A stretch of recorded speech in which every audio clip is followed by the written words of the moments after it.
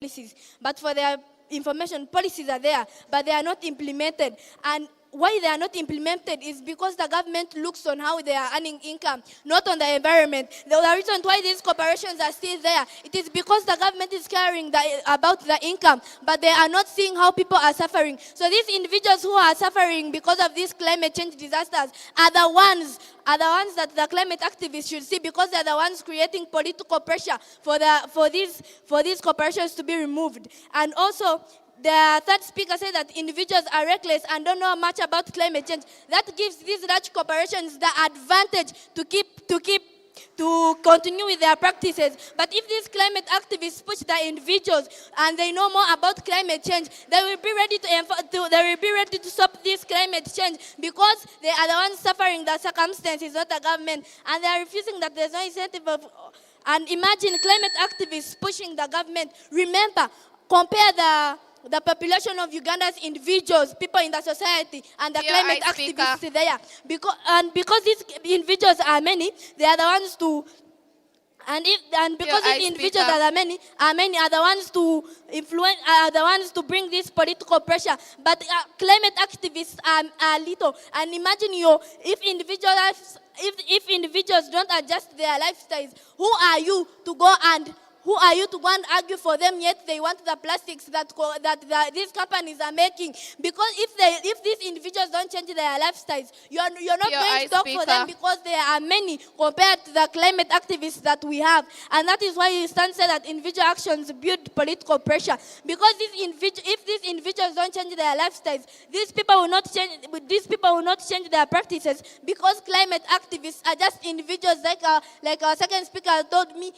and you, in this passion to control climate change. But without this support of individuals, of course, nothing will change, because climate activists are few and individuals are many. And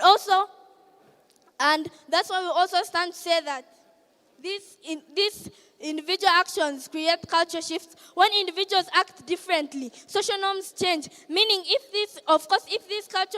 these people are many and they are ready to change their behavior, they will be ready to control climate change. And people don't buy what is on market, but people provide market for these corporations. If people adjust their lifestyles and they don't provide market for these large corporations, they will stop producing plastics, because they have no one to buy them. Without support of these individuals, they are not controlling climate change, but only increasing. And these governments are not ready to change their practices, because they see the benefit in these large corporations. And also, individuals are benefiting from this income, because the government uses the income, of course, to provide to people. If these individuals don't change their lifestyle, meaning the economy will reduce, and that is leading to budget cuts, by which some priorities will have to be will not be given attention, and that is why, and that will cause, of course, people not receiving many good social services. And on their side of the house, of course, this is impossible. As I already told you, there are few climate activists compared to the individuals in the society. So on their side of the house, they are actually not stopping climate change, but instead they are just wasting their time. But if they urge these individuals to understand what climate change is and its effects, the individuals will create political pressure, and climate change will be stopped. With all this, allow me to rest my case. We want to thank the third opposition for their speech. We now call upon the opposition team to state their reply.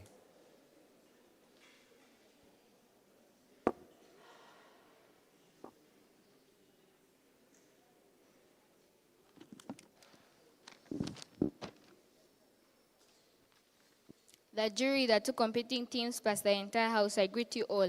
They were telling us of implementing policies, but our third speaker came and clarified to you that these policies have been there.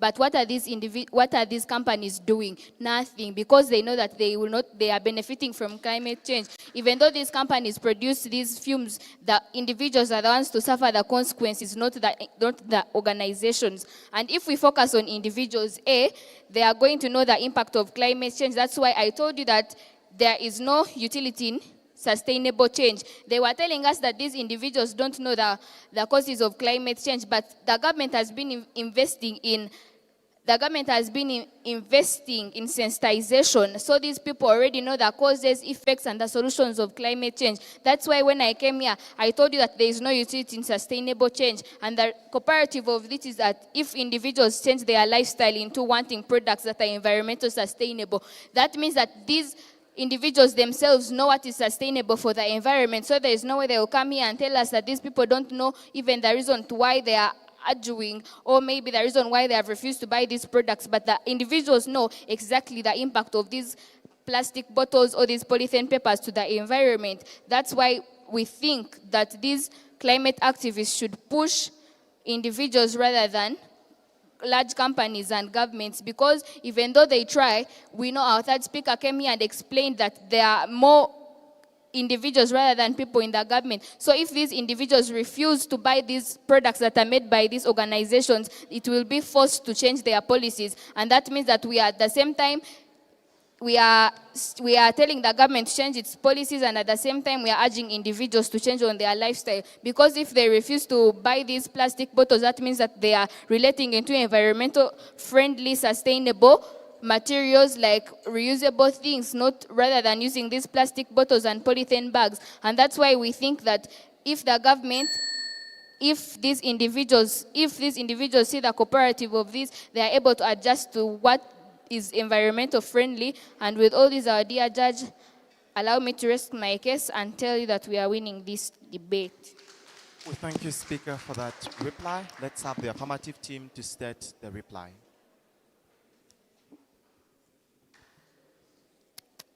Okay, before I begin, I'll first show to you then why our case stands in today's debate, and then show to you why they lose. Now, 3, 2, 1. This is then what moves on throughout the debate. Well, Team Affirmative does not take this as a recognition that, well, although they argue in other specific things, our arguments still stand. Number one, we talk about things like biggest polluter effect, but then we do not hear any response on that argument. Two, we look about the capacity to create change. They do not relate it on how then focusing on pushing urging individuals will actually have the capacity then to create change at the end of the day. So we think that at the end, we also stand. Number two, they also keep claiming that, well, we have already made policies. But then in our first speech, we again showed you that, well, where we are, in our first speech, I again showed you that, well, policies that we are trying to change, well, are not in every country. We then again emphasize it that policies may be like our department police, environmental police, and maybe carbon taxes and fines are not in every country. Policies such as them are not in every country. So then I think we win on that clash. Number two, they come and keep on contradicting themselves on a world where we are having climate activists. The third speaker come and tells that, well, climate activists are few. They cannot go on governments and large corporations. But then still, I think it was on their burden to then show to us how then climate activists can again go and urge individuals. So if they are few, how then are you urging individuals to make lifestyle adjustments? So then that makes them lose on those grounds. Number two, let me show you then how our case is better. Number one, we tell you that, well, because we are focusing on pushing governments and large corporations to change their policies, here we are going to be having sustainability due to long-term policies. Number two, we also tell you that, well, we are having a quick action towards the problem of climate change. And number three, we'll also tell you that we shall have reduced emissions. How? We tell you that, well, where we are having the biggest polluter effect, companies emitting around 5,000 metric tons of carbon dioxide, compared to an individual who does not even rise these emissions onto 6 to 7 years. Which one should you prioritize? Then we showed you that, well, while we first push governments and large corporations, well, at the end we shall have a reduced emissions. If you are able to cut all those emissions, maybe 5,000 metric tons that are produced per week, then we are able to solve the problem better than team negative. But more so, we then showed you that, well, all the things that would actually come from their matter, or the benefits that they could have, we then tell you that at the end of the day, we are not actually saying that those cannot come. But we then showed you that other organizations or other stakeholders can again actually bring this. So we then find it of no use for them to argue in those grounds. So we think their benefits can also agree or come on our side. So we think we win on those grounds, and then I think Team Affirmative will take the debate. With all that being said, I beg to close the debate. Okay, the panel of the House would want to thank the teams for such an amazing ground. You will excuse the panel to deliberate in this round. Adonia, over to you. Wow. Yes, this is a final. Tell your neighbor, this is a final. I want to believe this was worth it having these teams at a final. And I'm just feeling all of us are not decided on who takes it at the end of the day. But of course, we have employed gallant men and ladies to decide on our behalf, and we believe that what they decide is what we shall go with. Please, shall we give a round of applause to our debaters that have taken us throughout this exciting moment. I want to believe that for whoever is viewing us or listening in or even here on the grounds in this hall has seen some level of competence. If you can agree with me, this was not a primary debate. Hello? This was not a primary debate, was it? Was it secondary even? It was a university-like a debate. And later on, I will want to listen from the debaters which classes they belong to. And you'll get surprised that these are primary 6, these are primary 5, pupils in primary schools. And it is at this moment that I want to applaud TDN, of course, that it has given this platform to these young ones or young Ugandans to really express themselves. I am wondering where they could be if they were not here telling us or showing us their skill and ability to speak. And of course, me dressed like this, you understand that now we are at a level where everyone that wins will go out with a medal. And mine has already been delivered, and I will go with it because I really helped you and ushered us in all these sessions. So I don't know whoever is there, whether you're going out with a medal or not. Mine has been delivered. And I said earlier, you see these trophies, you see the medals, it is what Onesimus will help me show you these medals and trophies. You need to understand it is what it makes a final at this level of a national debate. You cannot find it at the district level or even regional, but at the finals of the National Debate Championship. Everything is set for us to now head to another exciting moment. And wherever we are headed, now debaters that are here will be my witnesses, whether we should have started with the primary or secondary. And we are now headed for the secondary finals, the senior debate finals. Now, we shall ask ourselves at the end of the day, would we have started with the finals of the junior or those of the senior? Where is it exciting? Yesterday we had public speech, storytelling, news anchoring, and poetry. But we resolved that at one point, public speech and poetry of juniors was exclusively better than that of the seniors. Will it be the same thing today where we see a debate of the juniors outshine the seniors?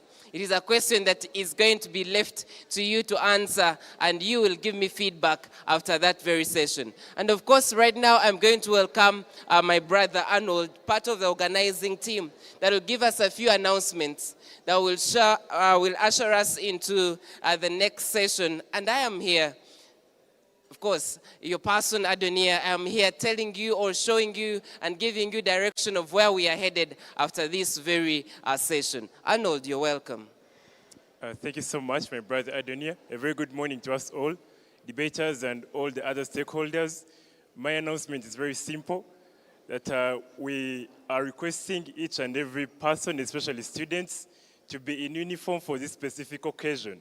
We are going to have an awarding ceremony that will be live on the national television, and therefore, we request you to be smart in your school uniforms or in any other thing that identifies you as a debater and as a smart student. Thank you so much. Okay, thank you so much, Arnold, for that. Now, since we are going to the seniors, of course, Rin is getting close. I can give you a story of what happened to me in 2018.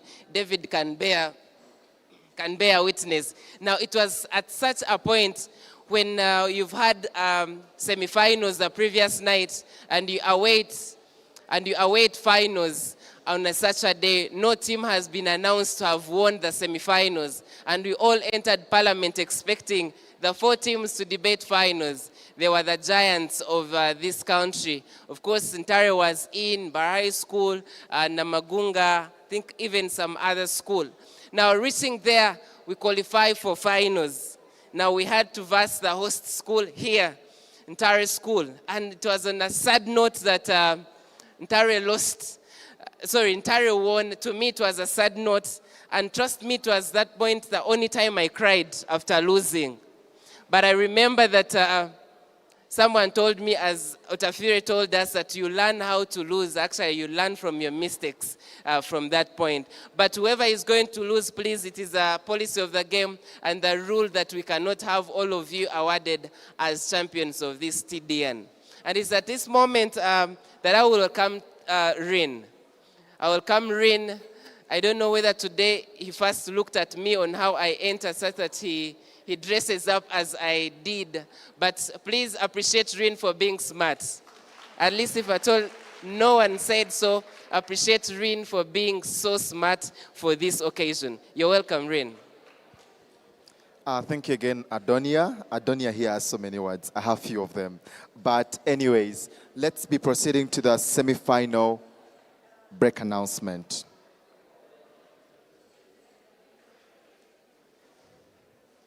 We had 2 debate rooms in the semi-finals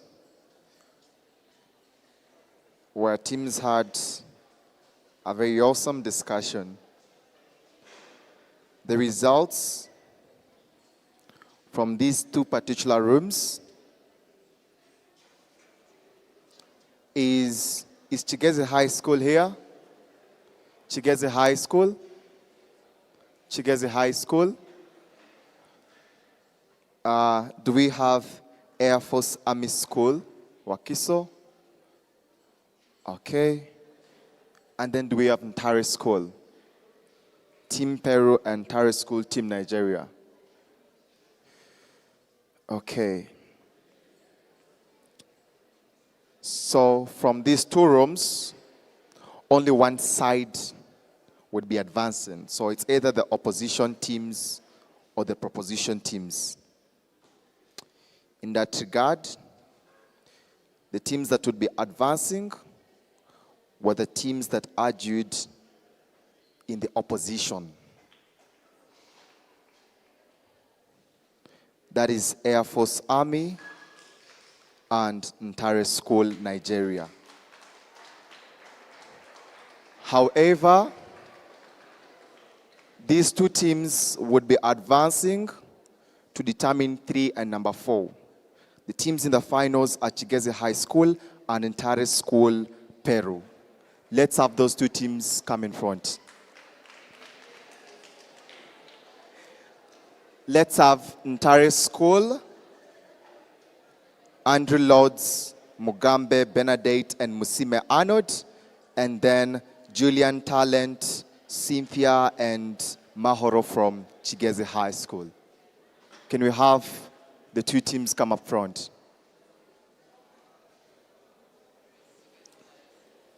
The 2 teams, please, let's make it quick. We're pretty out of time. Those coming from far end, they will be heading off exactly after the lunch break. The teams.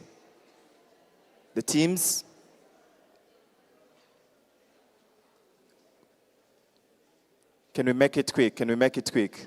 Chigeze High School, can you make your way here?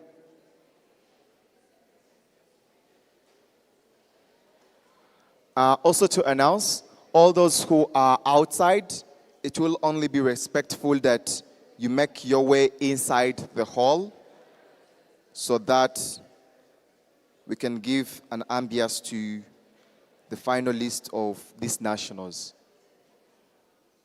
Okay, this is Ntale School. Chigeze High School.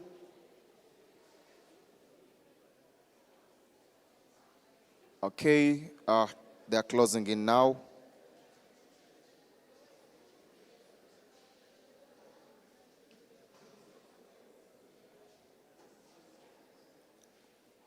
All right.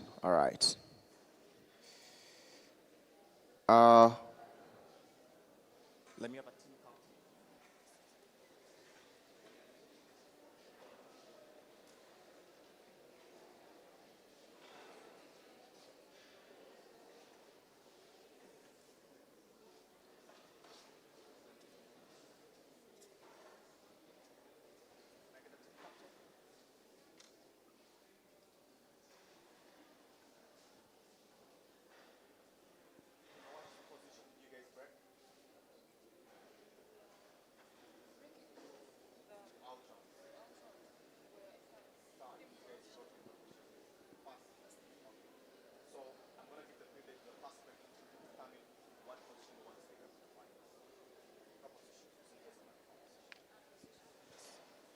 Okay.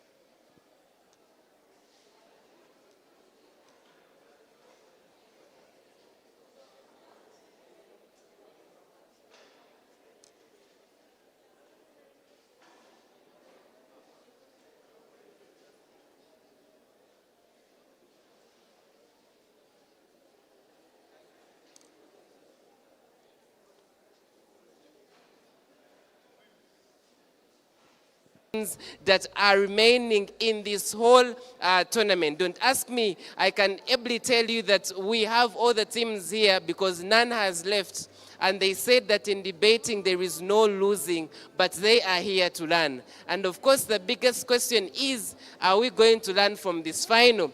Was it worth it, judges recommending all these teams being at the final? It is a question that we can ask the judges, and now they can prove to us by the teams they have forwarded to debate tonight's final. It is me and you that is going to watch, listen, and see whatever that is going to happen. And indeed, we shall say kudos to judges because the teams they brought at the final were worth it. And of course, you were from seeing the junior section where we had the final. We are asking ourselves, would we have started with the senior or the junior? We all agreed that the teams that were on the finals for junior were indeed worth a team or a session of debate that was watching. Please feel free to go back and watch these sessions because they are live and we are live on YouTube. I said Revival TV still is here and we are bringing you live all these sessions. Revival TV, you can get it your Star Times antenna 232, and you can ably follow us every other time you're out there. And right now you're watching us from maybe a comfort of your room, comfort of your workplace, comfort of your office, and here that we are having students live with us. I will call upon a few students to tell us what do they expect from this final round. And if at all you have something to tell us according to your expectations, please step forward. It's an opportunity that is going to be given to anyone. It's the one way of saying, yes, I am here and my school is here, though we didn't make it to the final, but I can convincingly tell you that these are my expectations for this round or maybe the final. I will come as students. Yes, please step forward and tell us. Everyone has learned, and we know that very good debaters always have got a sticky mind to grasp something. Whatever they go through. And of course, every day, whether you win or you lose, you have to learn something. Okay. So it has been a very good experience here. Thank you. Did you watch the junior debates? Yeah. Who do you think will win? The junior debates, the people who are seated this side had a very good content, and I like their debates. So the team that was here is Parrot. This is off the judge's decision. The team that was here was parental care. The team that was here was Uganda Matters. And she says, which team is going to win? The team which was here. Okay, guys, don't be disappointed if the reverse is true. But she says that, parental care is going to win. Why do you think they will win? Because as far as the way they presented their context, like they explained everything, they rebutted everything, as what we always expect when we are debating. So I do hope that these people will win. Okay, now we have on your left, there is Chigezi High School. On your right, there is Ntale School. Whom do you think is going to win? Now, let me tell you this thing. What we judge, okay, we judge what we see. So I cannot tell you that this team will win or this one will win. I'll first wait for them to present what they have, and then I judge who. Of course, she's a debater. She had to defend herself. Now, that I expected that. But you've seen them or you've versed them in the previous rounds, right? Yes. According to what you saw and what they were presenting, basing on that, not just waiting for this one round, you could have been a first-class student from senior 1 up to senior 6, and Kantabu comes, something happens and you lose it. Maybe the speaker we had here yesterday who broke down and was very nervous. Now, according to the previous sessions, whom do you think is likely to take the day? Of course, I want to tell you that you should not always think that Guys, winning, I'm dealing with debaters now. You don't have to think that winning is something automatic. Yes. It is luck. It is So luck. everyone has to try his or her luck because we know very well that these two teams are superb. And since they have not yet met anywhere and they are meeting at this final round, I expect the best team to win. Now she wants to win. Okay, please. If you have people here that have done betting. Of course, from experience of betting, you do not know, you've not seen teams play. So if you're to bet, where would you place your bet? Betting is risky, but let me take this step forward. I'll say that team proposition will win. Okay, finally, I get it from her. Thank you so much. Let's wait for your words, whether they come true or not. And she says a team proposition. Guys, we are not giving this because of our emotions, but we are waiting to see whether what she says is real. And I am grateful that we can have that and get it from her. The team in proposition is going to win. Team proposition is Ntale School. So we have one person saying Ntale is winning. The other person says Chigezi High School is going to win. Trust me, it is me and you that are going to watch this whole session. And of course, the question is, who is going to undress me this medal to take it? Apparently, I'm the only one who has a medal in this whole house. No one else. All these are put at rest, but the person who is going to win will undress me and take this medal home. If at all there is no winner, I am going home with this medal that is really so much beautiful. I think I've seen it for the very first time. I don't know how about you, but yeah, it will be prestigious having it in your room, in your maybe bedroom, in your mother's room, only when you win it. I want to get another person. Yes, I want to get another person that will tell me their decision. Yes, please step forward and tell us, whom do you think actually takes seats? Yes, how are you, sir? I'm fine. You okay? Yes. What is your name? My name is Oman Igan. Oman? Igan. Igan. Igan from which school? Bijera Secondary School in Ivanda District. In Ivanda. You guys have overheard Bijera in competitions here. Please appreciate Bijera. Round of applause for Bijera Secondary School. In every faculty or department of competition, there has been Bijera. How are you doing? Fine.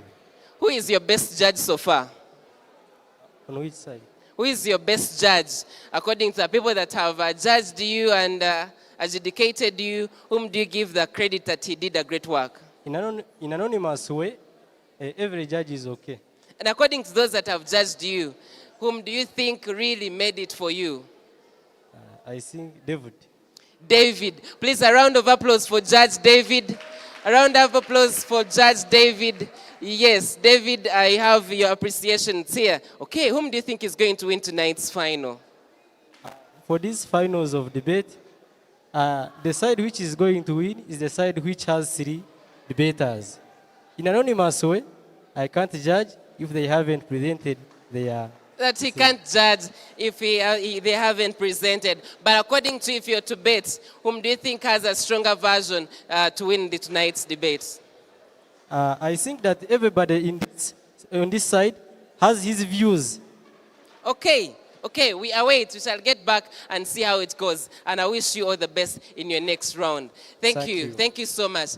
We see dignitaries coming in, and Henry is ready to take us through that. And I will come, my sister, lastly, to really give us her version. Good morning. Good morning, How sir. are you doing? I'm okay. Which level did you stop at? Octofinals. Yes. Octofinals. Thank you so much. How was the experience? It was a good one because we learned as a school, Ntungamo Girls High School. Yes. We learned, we got experience, and we feel that next time we are going to be here for the finals. Wow, you feel you'll be here for the finals. Yes. Do you think any of this is going to win? Yeah. Like who? Basically, I feel that the person who will present the best argument to the judges. Let's use history and what has happened in the past rounds that we had here. Whom do you think, basing on that, is going to win tonight's debate? My stake here is that Team Kigezi is going Team to win. Kigezi. She says Kigezi is winning. Thank you. I'll get back to you, and your words have been recorded that we shall replay and maybe see indeed if your bet was right and if you were right or wrong. Ladies and gentlemen, we want to appreciate the Parliament of Uganda. You've seen one of our supporters is the Parliament of Uganda. Let's put our hands together and welcome and appreciate the Parliament for supporting us throughout these days that they have been here, and it's been on ground. Trust me, we have future parliamentarians here, and when you watch these debates, you're going to appreciate that some of them are better than some of the people that are in that house, and trust me, they can be good at that work. And let me take this opportunity to welcome Henry. Henry is a gentleman that has debated worth it, and is now going to usher us into the next final round. I'll get back to say a bit later on. Thank you. Welcome, Henry. Thank you very much. Our beloved guests, patrons, coaches, students, ladies and gentlemen, good morning. It's been a wonderful ride of 7 competitive preliminary rounds and competitive octos, quarters, partial octos, semifinals, and we are here now at the final destination. Who will take the trophy? We're going to have a 7-person panel. 7 people will be adjudicating this round, and as one of the CAP members, I'm very happy to have been working with you and, walking this journey with you. And I'm very happy that we are now at its destination and at its end. Firstly, introducing on the panel is Ntono Joy Elizabeth. Ntono Joy Elizabeth is one of UNSA's top speakers for 2023. She's a regional finalist and a best speaker. And she's been one of the most outstanding judges as per these TDN editions last year and this year. Ladies and gentlemen, Ntono Joy.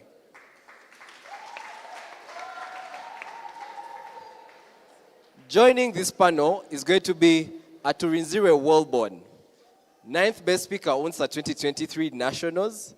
This was a tournament that was having close to 200 speakers, but she was the 9th best. She's also been one of the best speakers at the TDN edition. She was also part of the 2021 national team squad, but she's also been the best reporter of the Science Olympiad for 2023. So you trust you have intelligent people on the panel. Ladies and gentlemen, welcome Wellborn to the panel. Third on the panel, we have Arenaitwe Regan. Regan was the 2nd best speaker for the IDEA debates in Rwanda, 2022, NDC regional champion for 2024, but has been scouring the earths of Rwanda while judging and sharing his expertise. So best assured, we also do have some international judges here that come from around. Ladies and gentlemen, let's welcome Regan.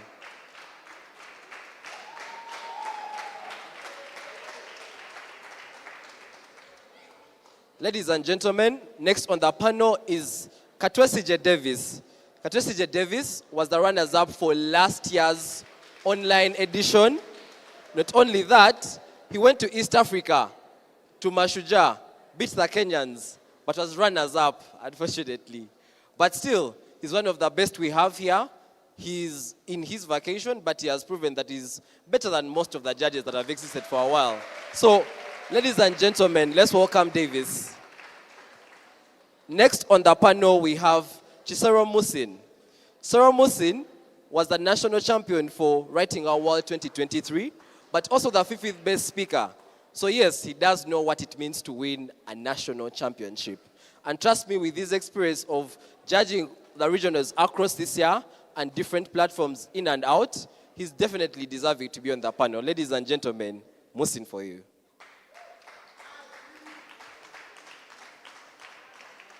Okay, so next on this panel is a wonderful lady. She's called Namudu Rona Philomera. She has been, and we call her a serial finalist judge. She was the on the finals panel for last year's Green Schools edition, Nationals, last year's finals judge for NDC Nationals. And not only that, she's not only a good judge, but a tremendous speaker. She was a quarter-finalist at the International World Women's Open. So rest assured, you are in very good hands. Ladies and gentlemen, Rona. So this is a 7-man panel. Joining you on this panel is your lovely bad cop, yourself. There's not much about him. He's just a 2-time university finals judge, Olympia finals judge. The CV goes long, but for speaking, he's the Pan-African's quarter-finalist. He's an East Africa University semi-finalist, and many more. And like Reen, who was the CA, my lovely CA, is one of the current coaches for the national team. Ladies and gentlemen, that is your lovely panel. Thank you very much.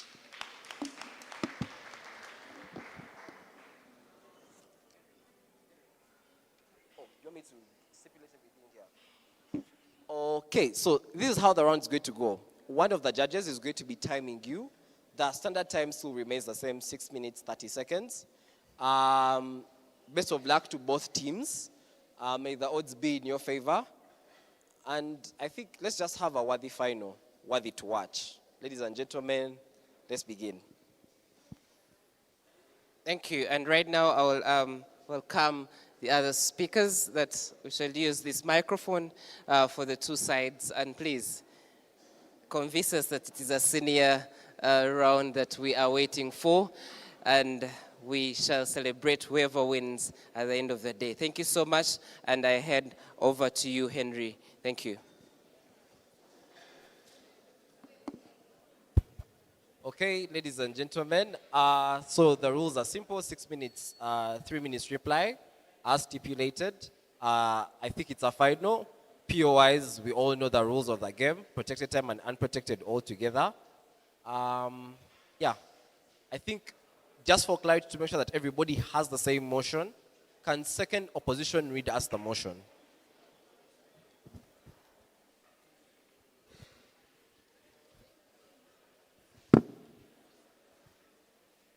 This House, as Uganda, would focus on expanding policy that attempts to combat the supply channels of illegal drugs, in brackets, e.g. reinforcing border controls and crackdowns on amateur labs, rather than expanding policy that attempts to combat their distribution, brackets, e.g. police entrance to areas of drug commerce, online tracking of interactions between dealers and buyers. Do I confirm that proposition has the same motion? Best of luck to both teams. For the audience, it is very crucial that we are able to listen in to come up with a verdict. So I kindly request that the interactions aren't too distracting for us as a panel. So let's turn it down a bit at the back. Thank you very much. First speaker proposition whenever you're ready.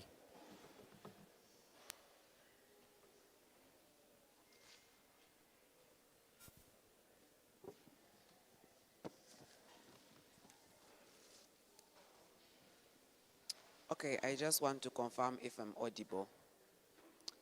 So yeah, just a little bit shout out. Thank God for who has helped me reach here. My father, then my coaches, Berak and Rin. And then, yeah, and also make a little shout out to Weranyanji girls and my teammates for keeping me in top room consistently. Anyways, so let me just read motion again for clarity. This House, as Uganda, would focus on expanding policies that attempt to combat supply channels of illegal drugs, e.g. reinforcing border controls and crackdowns amateur labs, rather than expanding policies that attempt to combat their distribution, e.g. police entrance to areas of drug commerce, online tracking of interactions between dealers and buyers. So if that is clarified, I'm going to start my speech in 3, 2, 1. Firstly, I'm going to make clarity on what this debate looks like. The round seeks to maximize the capacity and incentive of the actor, who is Uganda. Given that we assume we are as Uganda, this is an actor's motion, and I think that is in terms of clarity. But secondly, let me just push burdens. I think prop ought to defend that we show how cutting supply channels combat and allow the solvency. Opposition then needs to defend the idea that, given that people can still access drugs, it is more likely legitimate, and I think on clarification, justified. Firstly, 4 things on setup. A, what does the incentive of the actor look like? It looks like 3 things. Firstly, I think by virtue of the social contract theory, we are all always justified that the government has an obligation, given that we're giving things like taxes, given that we have mandates, that we're always giving our rights for things like our obligation of our money, so that government can take control over specific things we have, e.g. rights. But then secondly, we say that the actor has to actively do things that are cheaper and easier, given that Uganda is a third world country. We live in a context where these specific things we are vulnerable in terms of economy. We say Uganda must adapt to certain policies that it can largely maybe achieve, or policies that it can assume anyways. Thirdly, is that it needs a more effective policy, because it needs a position where its citizens are more largely protected. We think within setup that is most important on how we're going to evaluate around. Second thing on setup then. Firstly, I think the capacity looks like 2 things. We think that the capacity to control borders, Uganda has all the capacity, given that it is us. It has the army, it has all that kind of police, it has all the capacity to stand on borders, to protect policy borders. We say that at a point in time where Uganda is in position to do those specific things, we are more justified on the capacity. But then thirdly, is that when you stop supply, you are more likely going to stop the distribution anyways, and this is a metric value we're going to bring to you from proposition. We stand to propose. 4 things we're going to do on clarification. Firstly, what do distribution channels look like? These look like black markets. In itself, it looks like black markets are areas that are hidden. Government cannot access these specific places. It means that they are always constantly producing constant drugs without limit. They are unable to always constantly supervise them. People can consume them at a point in time they want anyways without limit. But then secondly, is that within these places, they create no-go zone areas. They create ghettos. They create a place where you are robbed of your security. It looks like I wake up at night, but at a point in time where I'm unable to go to a place like Kamocha, it is unless likely of me to reach that place because it is a ghetto. But because people are more likely going to consume things like drugs, we constantly say that black markets are leading to that production anyways. But then thirdly, is that you try to put enough cyber security. It means that much more likely that black markets in themselves try as much as possible to make sure that they are not caught by government. It looks like they constantly want to do things like putting online services. They don't want to be caught at the end of the day. We say it is more likely justified because you can never put these people out. They are still going to constantly consume the drugs from the black market anyways. Thirdly, what does the distribution channels look like? I think the vast majority of drugs enter through borders through things like corruption. We say at a point in time where we have corruption at rise and we're focusing on these issues, we're never less likely going to solve things like corruption, because at the end of the day, they always constantly increase. What we can do is we're going to have things like technology, because technology is more likely and manipulated. We say on that point of setup, we're more likely justified. But then thirdly, we say we have the fear to put things like technology. Given that we can always reallocate our money and put things like technology on borders, and always put detectors that can always detect things like drugs, we are more likely justified on the idea that if you can put technology on the border controls of Uganda, we're less likely going to have things like corruption entering within this kind of thing. But then secondly, we say at a point in time we have amateur labs. These are things that are physical. These are things that you can always touch. You can always go there and close those labs. You can always distract them. You can always put truths to find out how they look like. We say at a point in time the nature of physical labs is always more likely physical. You're able to stop it. Notice on that side of that, because things are more likely online, it is unlikely for you to stop them, because justified, these things will always exist metrically within status quo. I'll take your POI. Are you aware of the global supply chain? I think the global supply chain could still be stopped anyways if you put a technology on the border controls of Uganda, and that is what our policy seeks to maximize within this round. I think we are more likely justified. Thirdly, I'm going to put for you context within what do addicts look like. I think addicts in and of themselves, it is hard to put, we always have an assumption that addicts can never change. I think this is just an assumption, because at a point in time where addicts' incentive is that there is always constant production of things like drugs. They always have the incentive to consume because they know that drugs exist anyways. But at a point in time where drugs wouldn't exist, they have less incentive. They could always recover. They could always go for things like rehabilitation. We think on a comparative, because drugs can always constantly be supplied, or they have a narrative and belief that they inherently have to consume drugs, they're unable to justify that kind of regard. We say on setup, we are justified. to move my argument. Firstly, I think our argument looks like three things. Government gets buy-in in forms of citizens. The thesis for this argument is that drugs are constantly consumed by addicts. Notice panel, that drugs, given that they are constantly consumed by addicts, they always take away the sense of security from these individuals, but given that even when you always increase taxes on these drugs, addicts will always want to find alternatives. But at a point in time where drugs exist, addicts will still consume them because there are people who want to constantly assume. But why is the argument true? Firstly, I think you get rid of no-go zone areas at a point in time. Because at a point in time where you get rid of things like Kamocha, areas where people fear to go, you are more likely justified because people will not be dropped away of the sake of the seeking. But then secondly, is that you decrease the incentive of drug addicts to take drugs at the end of the day. Notice panel, at a point in time where you decrease things like drugs, addicts won't be thinking of anything to take, they will be just thinking of reforming and changing anyways. But then thirdly, is that you reduce graffiti crimes. At a point in time where you reduce graffiti crimes, people being robbed out of their sense of security, we stand and proud to propose. Thank you.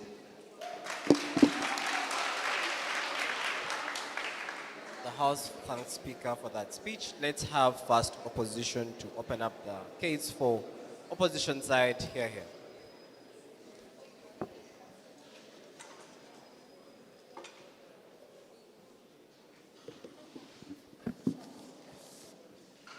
I begin my speech in 3, 2, and 1. So, Chair, this House as Uganda would focus on expanding policy that attempts to combat the supply channels of illegal drugs, that is reinforcing border controls and crackdowns on amateur labs, rather than expanding policy that attempts to combat their distribution, that is police interest to areas of drug commerce, online tracking, and interactions between dealers and buyers. So currently, in this resolution, the problem analysis, firstly, the problem in the ACTA is drug abuse in Uganda. So what team proposition comes here and tells us about that? One thing they are going as an safety, they were seeing the ACTA going for cheaper things. But look here, panel, we asked them about the global supply chain. What is the global supply chain? The global supply chain starts from countries like abroad, countries like Latin America, Peru and Afghanistan. What is the capability of these countries in the global supply chain? We are looking at these capabilities and the ACTA, comparing on the side of the ACTA and these countries heading the global supply chain. In the fact, they are better than the country in terms of finance. So as they come and tell us about fighting this global supply chain, they come and say that Uganda has the capability to fight this global supply chain. Uganda as the country is not getting this capability because the countries that head the global supply chain, they themselves have better, like they are above Uganda. So which means them fighting the global supply chains is even costly, and what they come here and tell us that it is going to be cheaper. So they again tell us about the black market and no-go zones. But these areas are not existing in Uganda. These areas exist in these global countries like Latin America, Afghanistan, these big countries with a global supply chain. For example, the global supply chain, it is resilient and protected by transnational drug syndicates, which means it already has the capacity. Those are the areas which have black markets. So let's go back to the ACTA. Looking at the ACTA, the major problem here is drug abuse and how to solve it. Look at a country like Uganda. Uganda has major two types of drug abuse. We have something like imported drugs like heroin, oris, and cocaine. We have things like local drugs that are growing in the community. Things like cat, marijuana, and tobacco. Looking back into the ACTA, we see that one of the most used drugs in currently the ACTA are alcohol. We see things like marijuana. We see things like tobacco. These things are being grown in the country. So which means the supply of them is not coming from outside. So how can you stop the supply of something that is not coming from outside? They are not actually seeing that side. The most abused drugs in the ACTA are coming within the ACTA. They are distributed within the country. So we are not seeing what the supply come and tell us about. POI.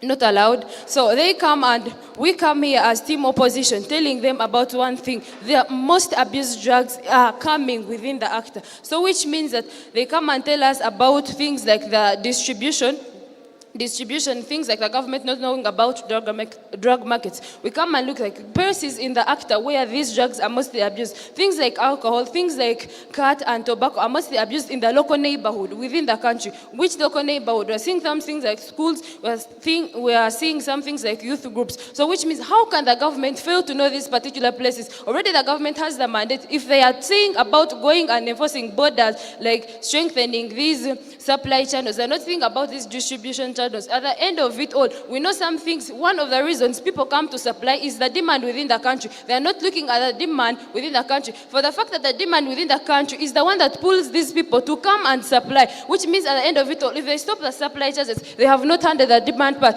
because the demand will still be on a high rate. They are not considering things as the demand country. In the country, in the ACTA, in the Uganda, they are not looking at some things. So what does combating the supply channels look like? It looks like strengthening surveillance and maintaining systems, something like reinforcing border control. Who are these people to reinforce this border control? We're sitting like the government putting the military on a border control. So looking at this thing on a possibility of cost, which one is more expensive? Something like getting military and put them over at the border of all of Uganda to stop these supply chains. Already Uganda has an international network. Remember, it is a landlocked country, which means it is between countries. So enforcing these supply channels on the border, pointing like military, is even more costly. What they are not seeing, that are giving even an actor a more costly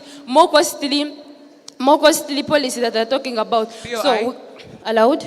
Does Uganda have the autonomy to reject global supply chains?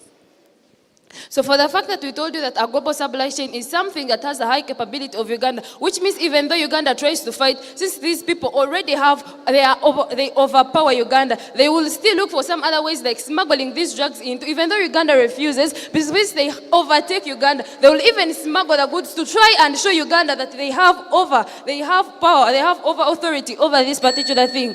So they did not come and see about this, the emerging trend. So we as team opposition, what do we come and tell you about this distribution? This distribution, how are we going to enforce like these policies to fight against distribution? We are seeing something like training local police to distract drug network. Using an example of COVID-19, you know they put lockdown and things like curfew. We saw the government, like the police, remember they were not allowing these social gatherings to go. If you had a bar and continued allowing it to work, we saw the police with the surveillance of some people like ministers coming and closing down these drugs. They would come and close. It is even easier for the government to fight the distribution of the drug within the country, because you see that the government, these things they are distributed, the drug abuse is taking place in the local neighborhood, which means the government has every autonomy. There is no other government that is going to overpower it, because it is fighting something within its own case. We are seeing things like monitoring of digital transaction that is going to be done by the government. What are we going to see the impact of this? We are seeing things like building local trust, whereby everyone can be a whistleblower to speak about the person who is distributing the drug, and even preventing drug use in all. I beg to rest my case.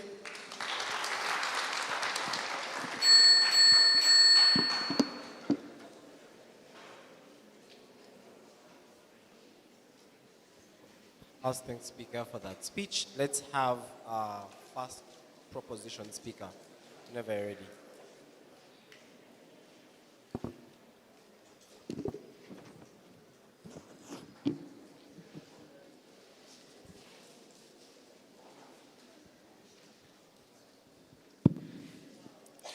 Okay, panel, thank you all for this round. And so for purposes of my speech, I won't expect any badgering. It's not kind. If you have a POI, you can raise your hand up and I'll surely take you. And then I would also like to make a little shout out to my teammates for making me reach this far. My coaches, Ashaba, James Okuku, Apeli Cynthia, and the entire Crane squad, for whom without I wouldn't be here. Okay, so I'm going to be starting my speech in 3, 2.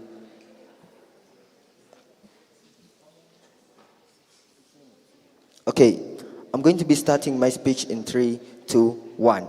I think there is a general mischaracterization we get from OP. I think it's ideally not true that global supply chains can influence Uganda anyways. I think, look, the countries they try to impose are countries like the US, countries like France that are big in economy anyways. We think that these are countries that fundamentally form bodies like UN that always fight for peace. The countries, these bodies always fight for maybe no drug tolerance and stuff like that anyways. I don't see any logical relationship between the UN and indulging Uganda to maybe become a drug dealer anyways. We think that the drugs like Mexico, like countries like Mexico and Latin America do not have a lot of influence on African countries. We think that Uganda in and of itself could not be influenced by Mexico because we do not get any funding from them anyways. We don't have any level of neocolonialism that exists outside of the house. But even secondly, we think even if on their very best case, we think Uganda already has the autonomy to carry out the choices it wants. We think the best interest of the actor could not be indulging in drugs just simply because Mexico wants it to do so. We think Uganda has its own control, which is why it is not true. But even secondly, at least a small intuition I can give you here is, if at all their thesis was true, every country could be a drug dealer and it's not existent in status quo anyways, it is not much more justified. But even secondly, they come in and tell us that, look, the drugs are coming from inside, so we need to solve them from inside. I think that this is logically inconsistent because in info slide, it tells you that on our side of the house, we are going to destroy local laboratories. It shows you that even the local laboratories where the marijuana is coming from inside is going to be much more destroyed. We think even if you're maybe having a tap of water that is flowing water within this house, if you close the tap, the water won't exist in the house anyways. I think it's a small intuition for that side of the house anyways. So I've showed you why even in their very best case scenario, true can't win from our side of the house. But even two, on the whole chart of cost effectiveness, I'm going to show you in my substantive extension as to why we achieve that better, our first argument. A, on the whole chart of economies of scale. We think that when amateur labs are cut down, drugs become expensive. Look, if at all something that is being produced from inside is reduced, I think drugs are going to become expensive to these people. I think it is much more justified that it become hard. We think the direct intuition here is that to an extent, people will then look at reformation. People, if the drugs are scarce and they are not getting them, they will much more likely go to rehabilitation centers. But even secondly, we think that if borders are reinforced, we think we are going to do this by doing things like intelligence mechanisms, maybe putting shifts onto border control, so things like corruption can't exist anyways. We think that is much more justified that our model is going to work in the very first place. We think that illegal drugs become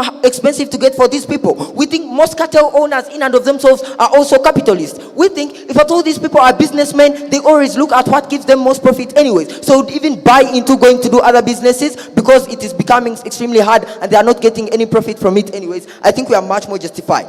The reason their argument then becomes bad on a comparative is because on the long run, it is cheaper for the government to solve this issue. Notice on their side of the house, it is a chain where drugs constantly exist within society. On our side of the house, drugs go and they go for good, so government then does not get to fight them further in the long run. We think on the long run, it is then much more cost effective because government then gets enough money, because money for border controls and security remains constant and government uses that same money anyway. We think that on their side of the house, in their very best case, drugs exist within society because people are constantly willing to adapt, because these people are addictive and people are much more willing to look for something that gives them profit anyways. We think that if I told you arrest people, other people are there because they always want that profit anyways, so they would much more willing to replace the people you've arrested. So there's a bit of recidivism that exists on the side of the house. It is not much more justified. But even lastly, we think on that side of the house, a significant group of people are disenfranchised within society. Here's why. We think we've already showed you why the drugs are going to persist on that side of the house.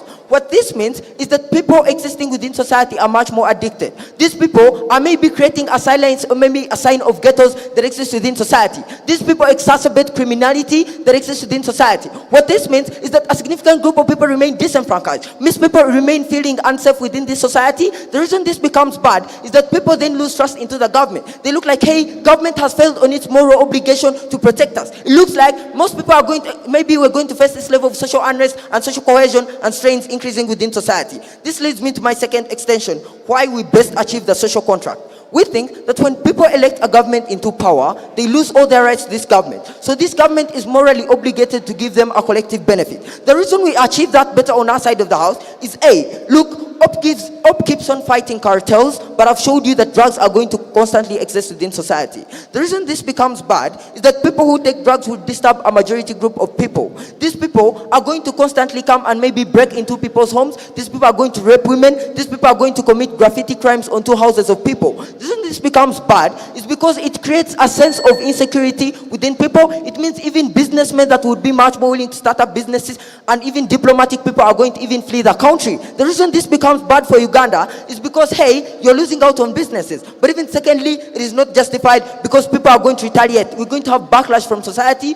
people are going to constantly maybe fight government back, and it's much more justified. But even secondly, we think people are going to be indoctrinated into taking drugs, because if drugs are accessible to them, people are much more willing to test them. Maybe high school kids are much more willing to go and maybe take the drugs. It is much more justified on our side of the house that people then don't get indoctrinated. We think we beat them there on a scale of magnitude, because if we have less people indulging or being indoctrinated into taking drugs, it is much more justified that in the long run we shall have a significant reduction in numbers of people who actually take part in taking drugs, right?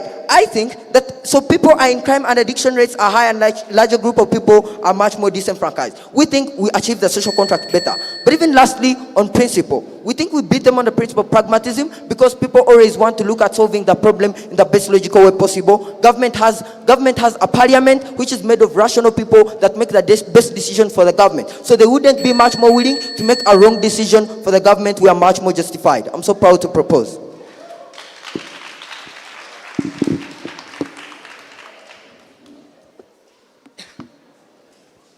House thanks Speaker for that speech. Let's have a second opposition to carry on the case for opposition side. Here.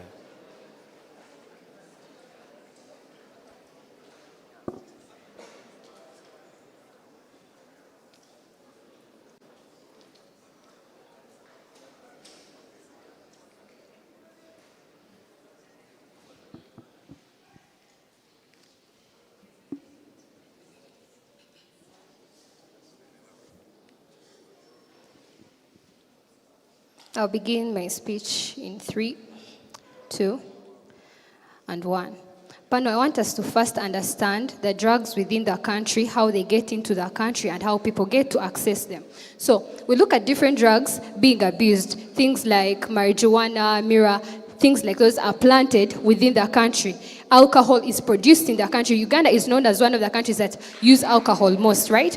Now let's look at the other drugs that are commonly used by the youth. Things like heroin, but mostly cocaine. Cocaine is got from a plant called coca, which is not planted on the African planet. It means it's coming from places like the Latin America, something they should understand. So it literally means Uganda is highly affected by the global supply chain, which is really resilient and is protected by transnational drug syndicates. It is that strong and that organized. So what does it require for them to stop these particular drugs from entering the country? Things like high technological surveillance at these borders, trained custom agents, and regional intelligence. This is a lot for Uganda, a country that is running on something like a deficit budget. It's something so heavy for them that it is required to attack this global supply chain. Now, putting that aside, let's assume they have actually done it. What will this chain end up doing? 3 major things. They will create up new routes. 2, they will have more trafficking because they are capable of doing bribery. 3, they'll start up things like small-scale production. So it means in the long run, drugs will still enter the country. Drugs will be produced within the country, something that is not right in today's debate. But then let's look on a side of a house,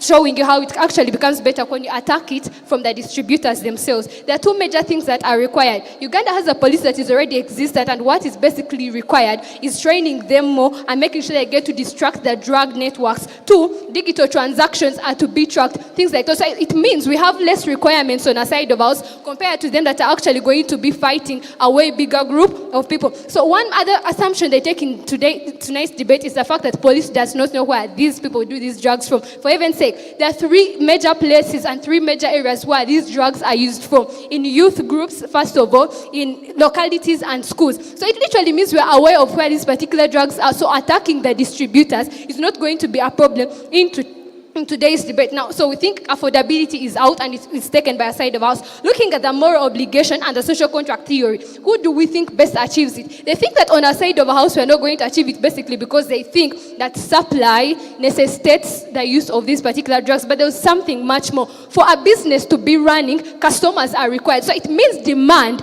is much more higher than this particular supply. If they are accessible, but then there's no one to use them, it means these people get to run out of business. When they run out of business, they do not get to exist. So it means if we get to attack it from the people that are demanding for these particular drugs, then it becomes better for us in the fight against drug abuse. Now let's look at the major reasons to why we think it's actually better for us to attack it from that very area, showing you the way in which these particular drugs get into the country, shows you clearly that the major way and the root cause of it is the existence of the drugs within status quo. So looking at things like local enforcement, we tell them about that. What is their response? They think that once these people are actually imprisoned, they will be replaced. But let's look at the nature of Ugandans. Ugandans are also known as people who are really scared of very many of harm being caused to them.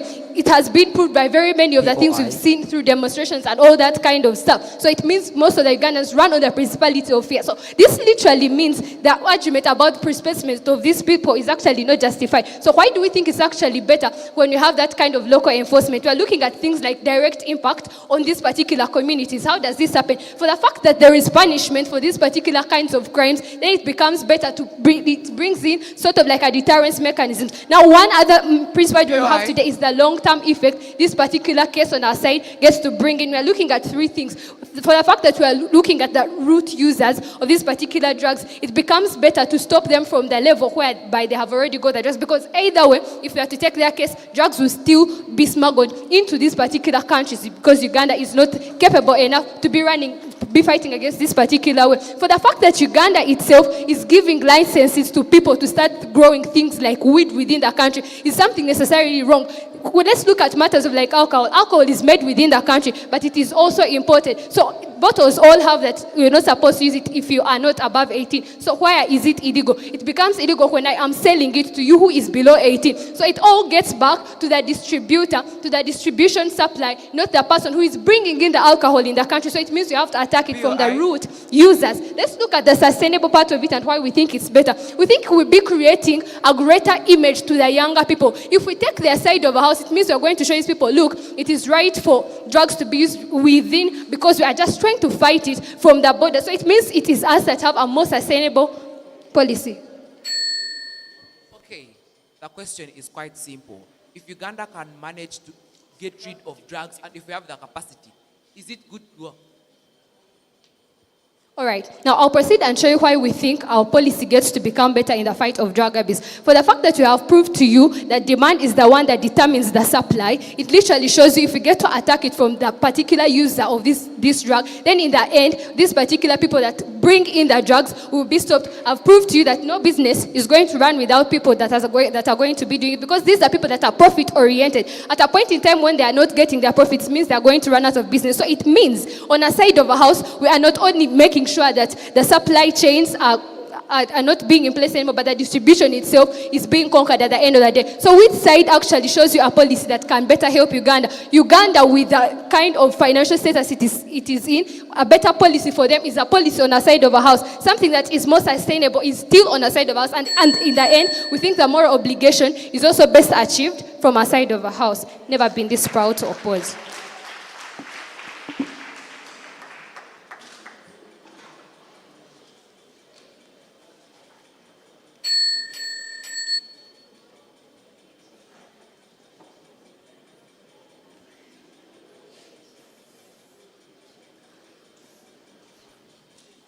Thanks, Speaker, for that speech. Let's welcome third proposition speaker to carry on the debate for prop side. Here.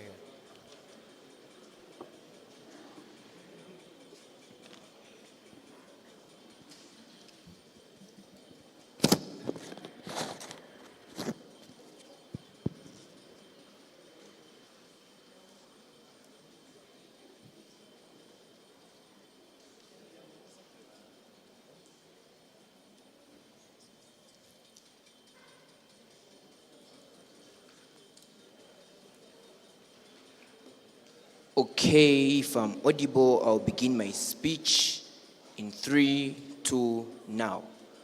Panel, because we think that to stop the side effects, that is to say, how a problem actualizes in society, while maintaining the reason it exists in the first place, is at best insane, at worst silly, we think that we are so proud to propose. A couple of things. One, we think that it is largely irrelevant when they tell us about things like alcohol and tobacco, because the motion clearly tells us we are stopping illegal drugs. And illegal drugs that are mostly abused are synthesized drugs. That is, they usually come through porous borders, or they usually come from outside countries. Or if they are manufactured in the country, it is through these kinds of labs that we are going to crack down. So we think that the whole chant we get from them is largely false.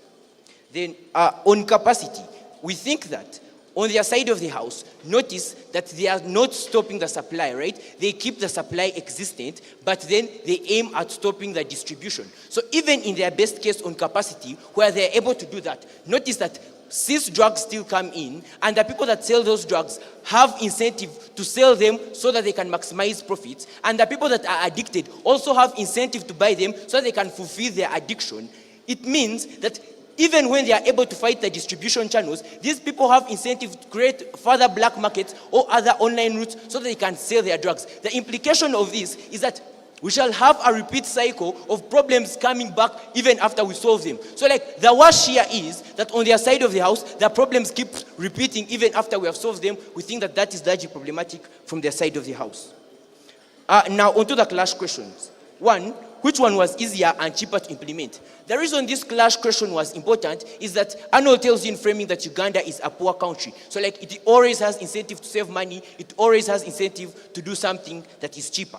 What do we get from them? They tell us that, look, there are global supply chains that are maybe richer than Uganda and that will always enforce these drugs and smuggle them into the country. We think that that is wrong because of a couple of reasons. One, Lords tells you that we have control of our borders, right? We have army officers that are on our borders. We do not think that Mexico or the cartels that exist in Mexico are going to come and fight with those borders. The intuition he gives you is that, look, there is a reason as to why there is a different rate of drug use in different countries. That is to say, because a country like Rwanda has good like control of its like military and stuff like that, it can easily control the drugs that come into its country. But a country that has decided to ignore that, like maybe like Peru, that they talk about, drugs still come into its country. So we think that at a point in time where we control our borders, we largely take care of the issue of global supply chains. But we think that the only problem that exists on borders as to why as to why drugs still get smuggled in is corruption, as Arnold tells you. We think that when we implement harsher policies, like maybe life imprisonment for officers that are corrupt, then it will be an incentive for that corruption that was allowing smuggling to happen. We think that you can look at Rwanda. The reason they have low corruption within their officers is because they are harsh penalties. So when we implement that, we shall have less corruption at borders, so like largely, drugs cannot come in. So notice that their claim that drugs are going to come in because of the global supply chain is largely irrelevant and it is largely untrue. What do we tell you about why drugs are easier and cheaper to be fought on our side of the house? When we tell you that there is less resources that are required. That is to say, on their side of the house, we need to invest money into like looking for people that are going to become detectives to look at how drugs are supplied and stuff like that. People that are going to track these online markets, like those kinds of people are going to be expensive on their side of the house. But then secondly, we tell you that it takes less time. When we implement these kinds of policies, like harsh punishments and stuff like that, the problem instantly goes away. On their side of the house, they have to invest a lot of time to like look at where these kinds of things are taking, or like to do these kinds of investigation. We think that that is largely problematic. But then thirdly, we think that because the resources that are required on our side of the house are already existent, while on their side of the house, we need like to invest in training people, like maybe to do like cyber security, to like track online drug cartels. We think that that then largely becomes a problem on their side of the house. But then, even in their best case true, where their argument stands, we think that they are not even capable of winning the debate. Here's why.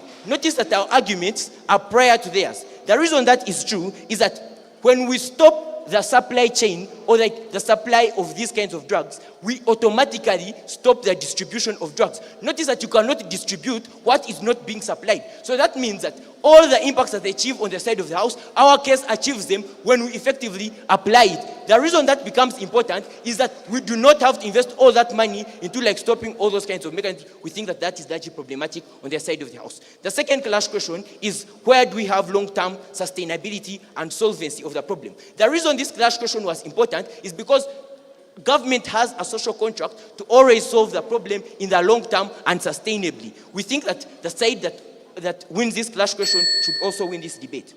So what do we get from their side of the house? They tell us about demand within the country. We think that the reason why demand exists in the first place is because there is supply. When you demand something that you cannot access, we think that you're not likely to actualize that. We tell you on our side of the house that we effectively remove that supply, we take away the accessibility. So like even if demand exists on their side of the house, at a point where you cannot access the thing that you're demanding for, that demand is most likely not going to become problematic. But then secondly, we tell you that we reduce or no-go zone areas in the country because like we have taken away drugs completely, and by extension, we reduce graffiti crimes. But even in their best case true, where the argument stands, we think that they cannot win the debate. The reason why that is true is because, look, even when you say that we have like the capacity to stop the problem because like the distribution is within the country, we think that the magnitude, of course, because we have repeat crimes, like people always go and repeat creation of like black markets and stuff like that, you end up using a lot of money. So like on magnitude, of course, they lose out. On our side of the house, we only do it once and we reduce the magnitude. Of course, we think we are better proposed and we better stand to win the debate.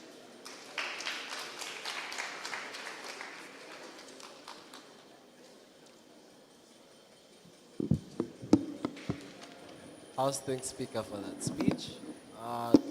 House invites third opposition Speaker to carry on the case for upside. Here.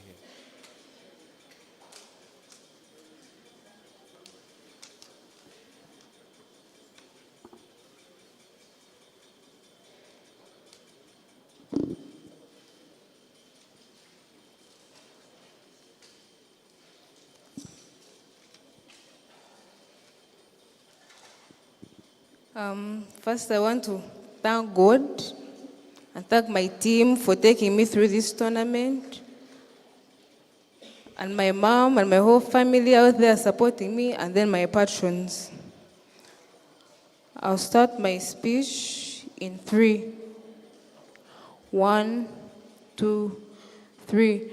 Now, panel, one major thing to notice in this debate is what an illegal drug is, something team proposition fails to understand. We show you that even when alcohol is legalized, it has a rule to it. It has to be sold to someone above the age of 18. So when someone sells the alcohol to someone below 18, let's say someone is 16, that will make the particular drug illegal. Now we're trying to show you that from the distributor, this is where the illegality is. Now, moving on, they say, they are trying to actually make the supply non-existent. Now, shall we show you that when we fight the thing from inside, when we actually work on the distribution, this will actually make Ugandans run on the principle of fear. So when Ugandans are scared, this will show that they will not actually use the drugs. When they don't use the drugs, this will show that they will not actually buy the drugs. When they don't buy the drugs, it means that there is no demand for the drugs. When there is no demand, this will later show you that even the drugs that are being imported into the country will not be bought. When this happens, what then happens after that? After the drugs not having any particular demand, this will show you that even the distributors at the border, even the ones that get the drugs into the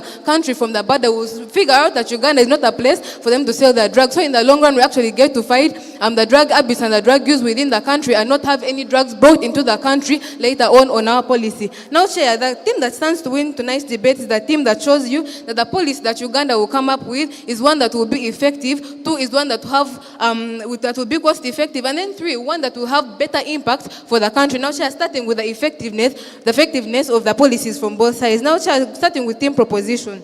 Proposition's case shows that they're going to fight the drugs from the borders. Now, how do we show you that this is not effective? The nature of Uganda's borders shows that it's porous. There are very many people going in and out of the country at the borders. Some go enter without say, some enter without permission. So this shows that even when you try to fight them at the borders, the people that will actually still smuggle them inside. We also have people that are coming into the country, people like refugees. You do not actually know where they're going, where they're coming from. So there are very many places and very many inlets on the borders of Uganda. So this will show you that their policy will not actually work. Now, moving on to still talk about their policy, even when they fight this thing at the borders. Now, we have things like some people that actually have their businesses and actually have their imports that do not have anything to do with drugs that are actually coming in. Now, when you do this, this will show that there will be commotion at the borders. Now, this will further paralyze the economic state of the country. Now, this will show you that on their side, even when Uganda is in a deficit budget, they'll still continue to run Uganda's economy paralyzed. Now, we show you that trade will be disrupted at the borders, even when they choose to have this particular policy going on. Now, we're still continuing with how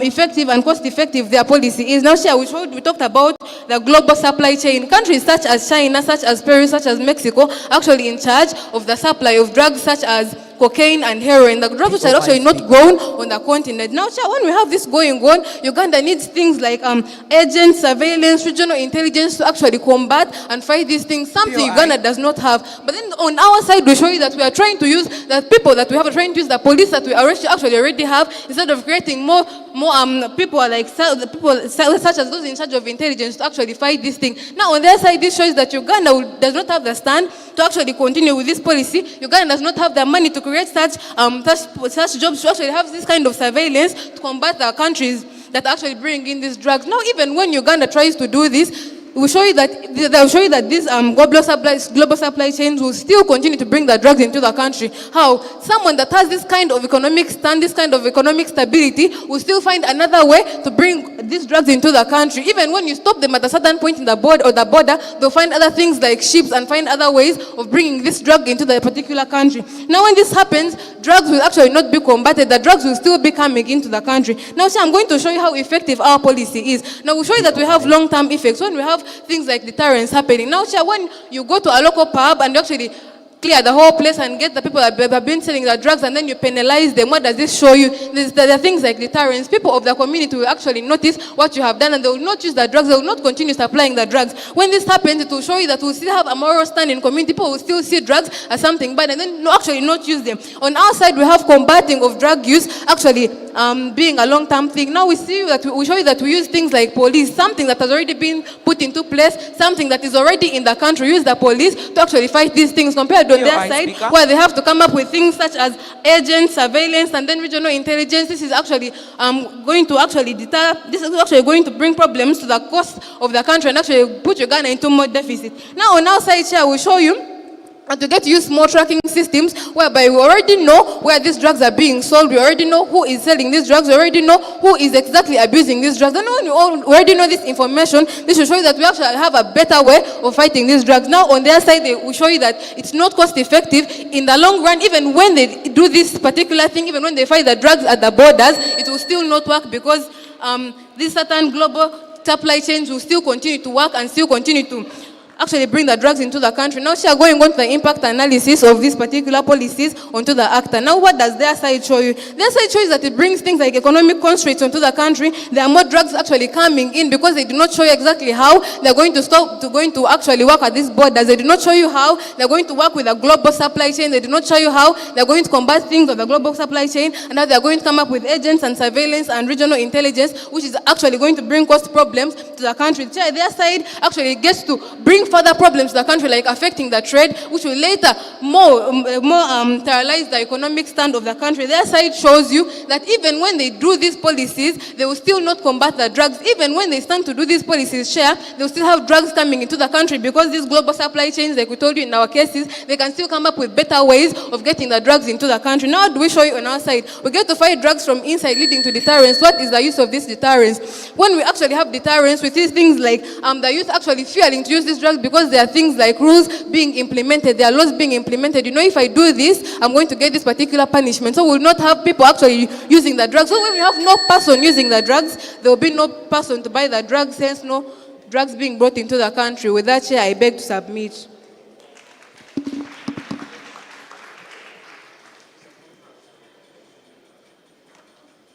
I'll thank Speaker for that speech. Let's call reply Speaker on opposition to wrap up the case for opposition.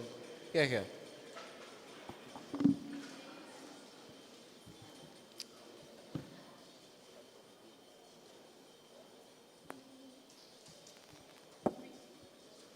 I'll begin in 3, 2, and 1. Team proposition would have taken today's debate if it was not in Uganda. It may be a country like Mexico or some other one, not Uganda. So why do we think so? We come and show you the kind of illegal drugs within the country, those that are from within, the ones that are outside. We show you the nature of the borders, things like those. We show you how they get in, who uses them, where they use them from, and then it all takes us to who best solves the prevention of these particular drugs in status quo. So now this is a problem with their case in today's debate. Their case lacks sustainability. It lacks a matter of urgency. Just to say, for them, if we are to look at their best case scenario, they get to save the future of the country, but we get to save today. We get to save the present because all their policies and all their impacts come in a long run, come in a long term. Now let's look at our case and what it looked like in today's debate. We show you a case that is very cost effective for Uganda in the first place. We show you one that is going to actually be with a matter of urgency. It is one that is going to be sustainable for the country in the long run. So which team do we think deserves to take today's debate? We think it's the team that shows you that Uganda, with its nature, with all its problems, it can use the police, the resources it has right now, better and make sure they get to stop this drug abuse. So we think it then becomes better for us to stop it from the distribution rather than the supply they were talking about. So with all that, we believe we take today's debate. Submit.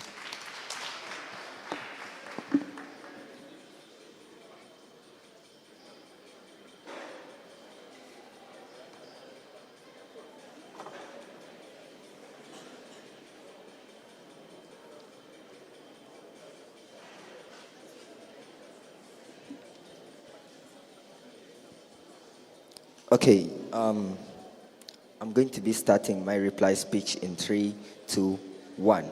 Panel, the concession on OP is that drugs are going to constantly come into the country. The only thing they try to solve is the distribution mechanism.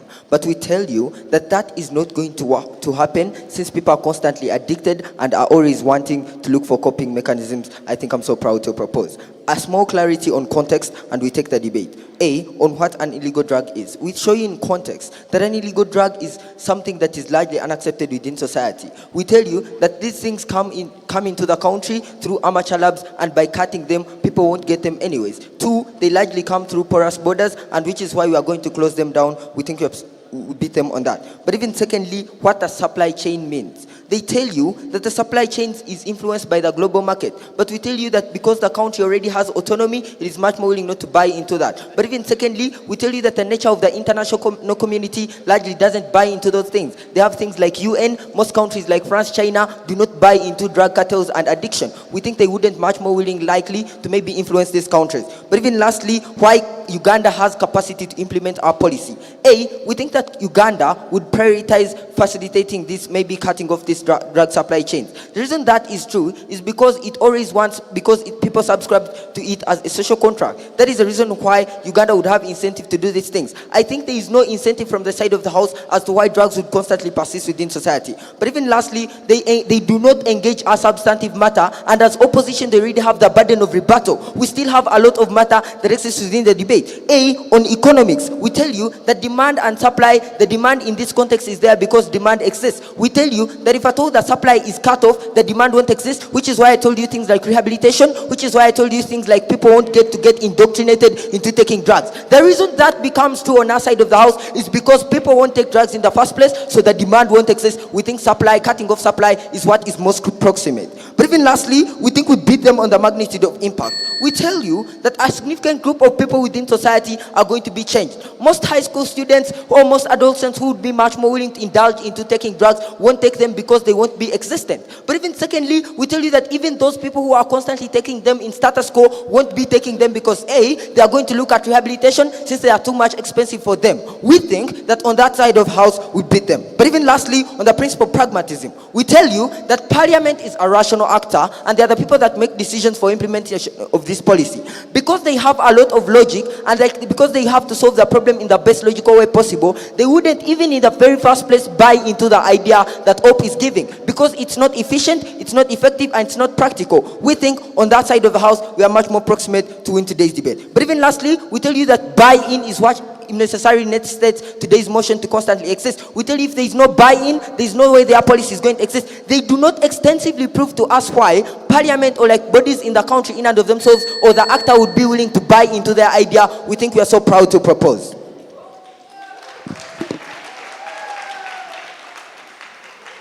Thank you so much for that lovely debate. I think that debate deserves another round of applause. Okay, so we are going to go decide your fates. Adonia, over to you.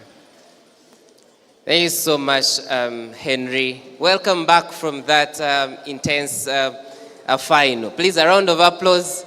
As a nature of the debate, you can come and shake your hands, and we wait the time for the truth.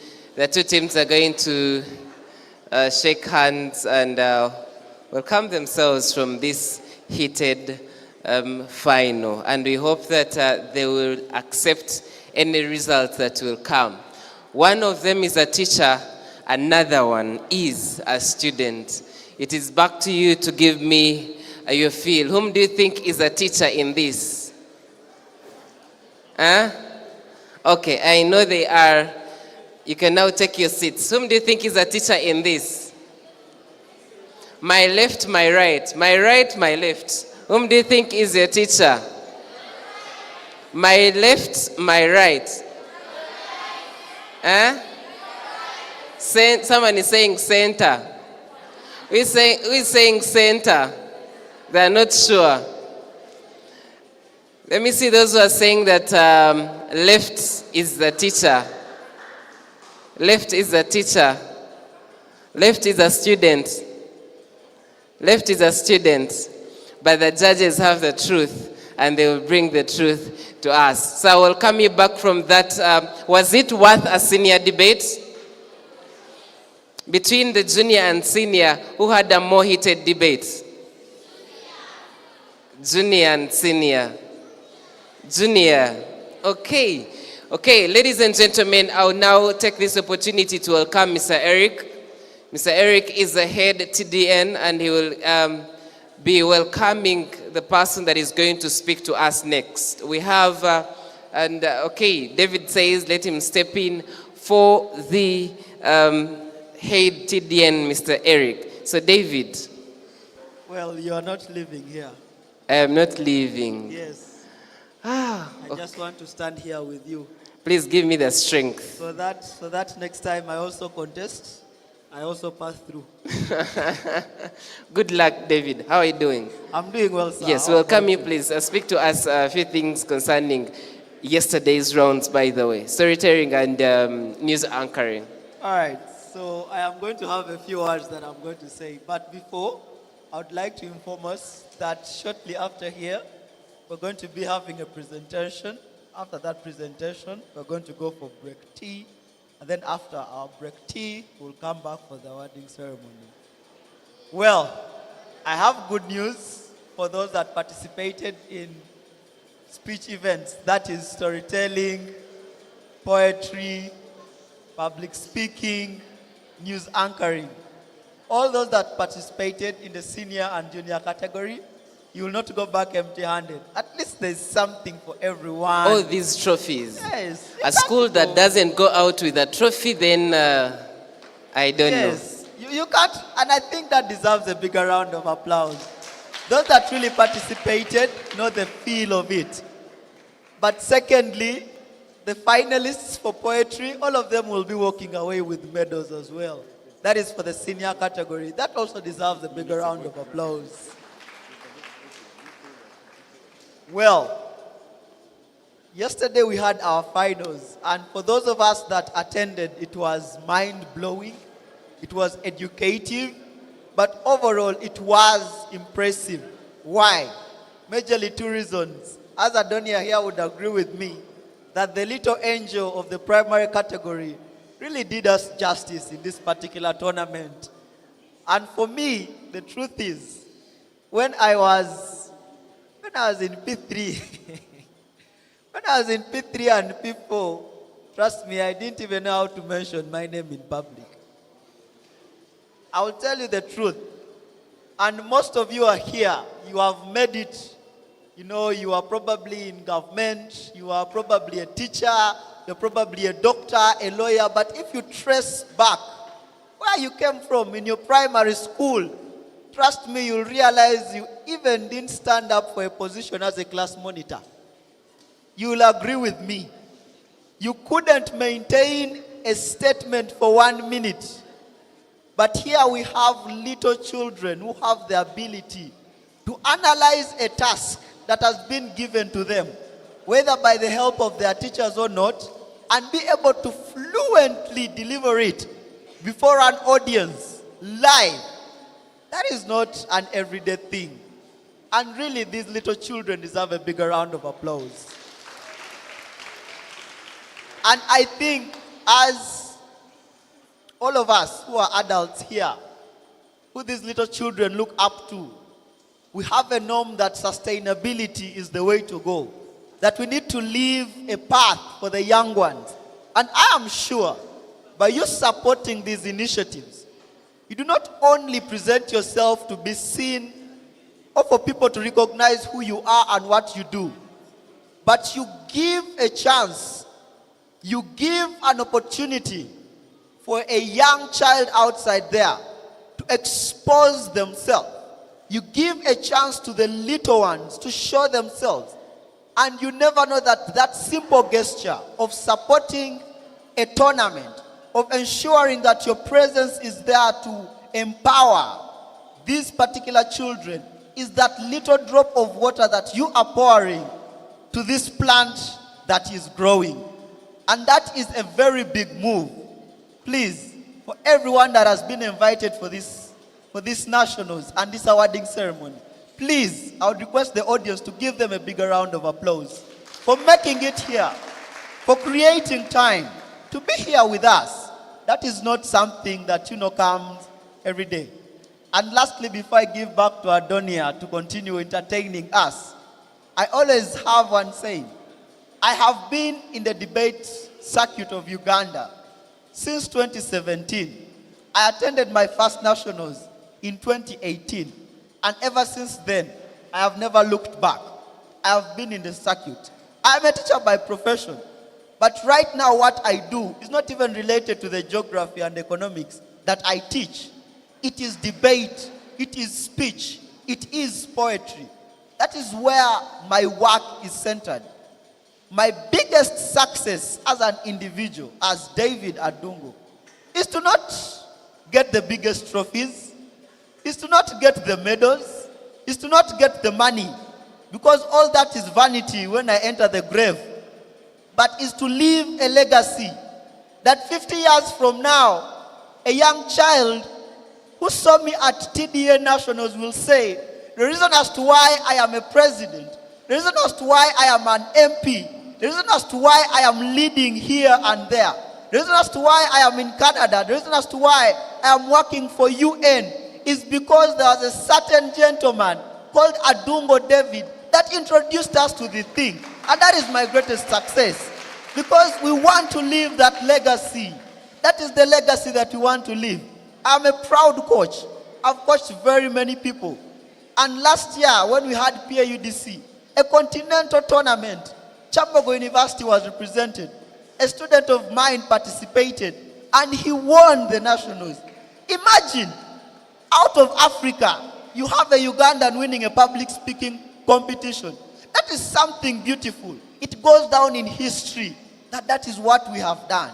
At the end of the day, the only question people will ask you is, what do you have to show for your time on earth? And I strongly believe, if there is a heaven, which I believe is there, God will still ask us the same thing. What did you do with the time that I gave you on earth? Be the change that you want to see tomorrow, but also participate in that change. Adonia, I think I've given a better speech than you. Thank you very much.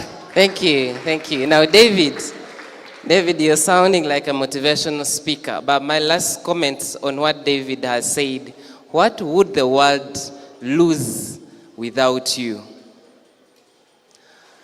If you never appeared, would this world lose anything? Or it is okay you not being alive in this world and the world can progress. So what are you adding onto this planet that you feel this world will remember that one day there existed a girl, there existed a gentleman that has added sense to the world? Allow me welcome a gentleman from the Parliament of the Republic of Uganda, has a presentation for about 8 minutes, will speak to us about mental health and drug abuse, and we shall from there proceed, as they earlier said, have a break and then come in for the award ceremony. I'm waiting for a team that will take this medal that I am putting on today, and you never know, I can go even home with it. Yes, if there isn't anyone that will take it, I can go home with it. That said and done, as a technician is setting up what needs to be presented, who says they are not moving out of this place the way they came? if you know you are still bitter on a round that you lost, you know that you're not a good debater. If you know you are bitter, still bitter on a round that you lost, know that you're not a good debater. Not every other time must you win. Not like that. How you see things is not how others see them. And so how you perceive things is not how the entire world must perceive in your own understanding. You see them from a different angle. This is the last bit as I prepare.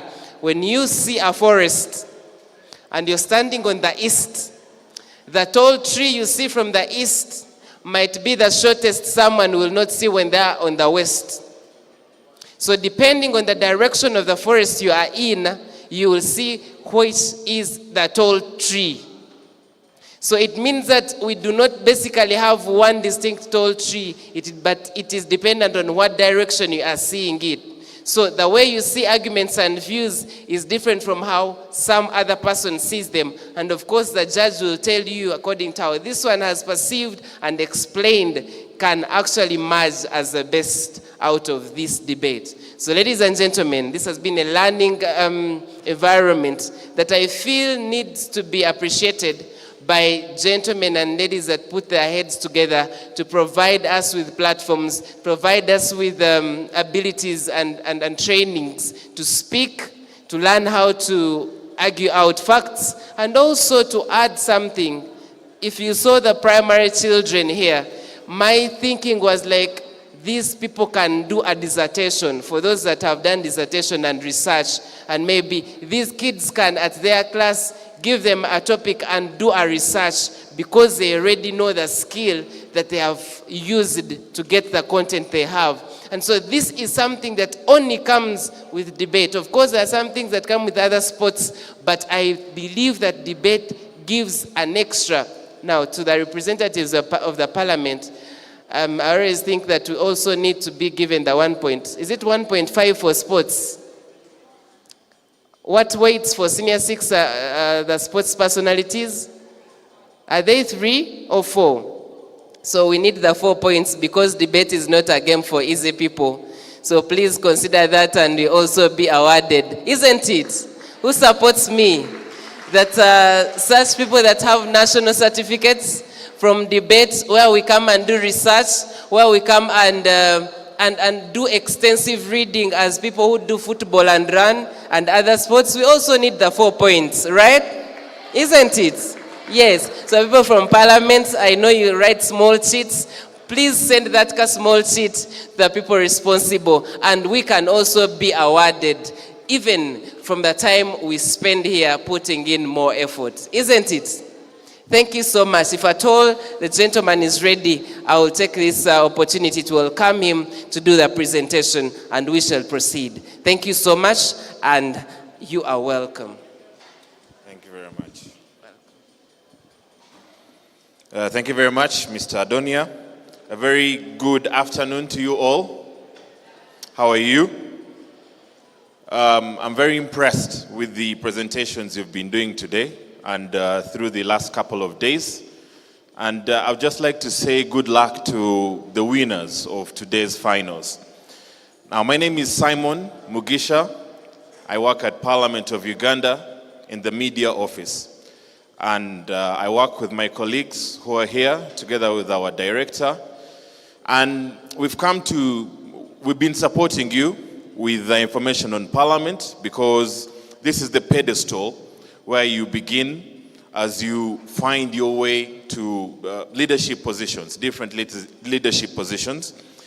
And I took interest in the topic of this engagement, which is on drug use and how the youth can combat it. Now, the brief I'm going to give you, because we prepared a very brief video presentation of about 8 minutes about how debate is done in Parliament, because it is different from the way it was being done today. And then it also touches on the topic of drug abuse.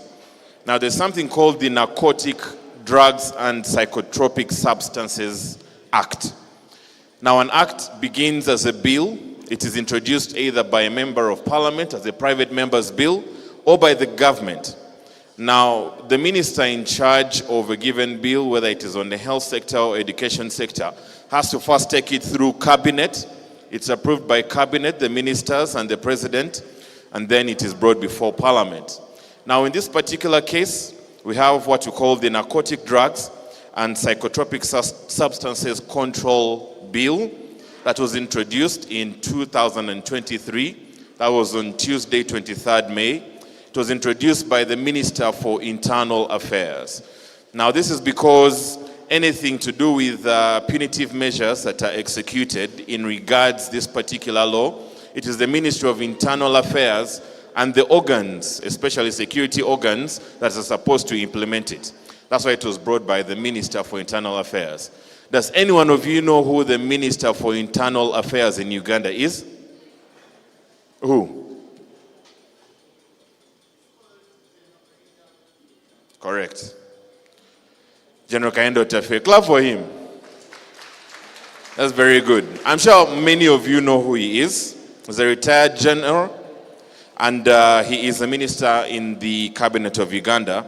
Now, the first reading of a bill, when it is introduced, is a passage on the floor of parliament. It happens without debate. And when the bill is introduced as a proposed law, the speaker or the presiding officer at the time, when it is introduced, sends it to a committee of parliament. And that committee of parliament is given only 45 days within which to consider the contents of that proposed law. Now, during those 45 days, they invite members of the public who have interests in a given proposed law. Maybe NGOs, could even be members of society. For example, in this case of this law, there could be pharmacists or people who potentially have farms that maybe have, like if you're farming, say, tobacco on a large scale, but for industrial use, then you come and give your views on this particular issue. So the first reading, if the members of parliament on a given committee, because it's a smaller committee of about between 30 and 40 members of parliament who consider this proposed law, and they're supposed to write a report which they bring back to the House together with the different clauses and recommendations that they have made on that particular law. Now, when it comes back to the House of Parliament, and in this case, that was on Wednesday, 16th August. So that was about a period of 3 months with which they had. They bring it before the floor of Parliament, where the bigger number of Parliament, members of Parliament, who are about over 527 MPs, they now debate what this smaller committee has come up with. They give their views and suggestions. Then they go to what they call a committee of the whole House. Now here they consider what they call clause by clause of a given bill or a proposed law. They debate and ask, maybe remove this, add this, change this, and thereafter that bill, the proposed law, goes to what they call a third reading. Now the third reading is where the whole House votes on whether this law should actually pass. And then if all the members of parliament are in unison, for example, you had Adonia when he was asking about who is the teacher and who is the student, there were very many chorus answers. There were some supporting and some against. So this is a very tough job for the Speaker of Parliament. He has to listen, or she has to listen, because they will say something like, those in favor say aye, and those to the contrary, nay. So you'll hear many ayes, you'll hear many nays, so it's up to him to use his discretion and hearing and understanding that these voices are more than these, and then that bill passes into law. Now, after that bill or proposed law is approved by members of parliament, now it is sent to the president. And the president has to review it in consultation with the Attorney General, who is the national legal advisor of the country, as well as the minister who brought this bill to parliament. And if the president is very comfortable with all the provisions that are there, that's how now the bill on narcotic drugs and psychotropic substances was passed. Now that bill was passed on Tuesday, 22nd August, sent to the president for his approval and signature. And on Friday, 2nd February 2024, that was last year, the president assented to it and it became a law, it became an act of parliament. So now I'm very optimistic. The proposers and opposers who are debating, this is the law on which they were basing. This law has punitive measures. That's why they were saying when the policy is put in place, there will be punitive measures, whether at the border or whether within, and the different actors who are supposed to execute these punitive measures. So these punitive measures are based on this particular law, the narcotic drugs and psychotropic substances bill. Now, as I summarize, this bill, the policy behind the bill, it aims at adopting measures to criminalize drug-related offenses under the domestic law in conformity with Article 3 of the United Nations Convention against illicit traffic in narcotic drugs and psychotropic substances and other related international conventions. This means that the laws that members of parliament make in Uganda also have to relate to international conventions to which Uganda is a signatory. Now, Uganda ratified this particular convention in 1990. So from that time, things changed, the way of doing things changed. That's why Uganda has to make different laws. And then once this law is passed, it has to be in conformity. So that when Uganda goes to the international stage, the international actors, maybe ministers and agencies at the international level, can pat Uganda on the back for doing a good job in combating the misuse of drugs in the country.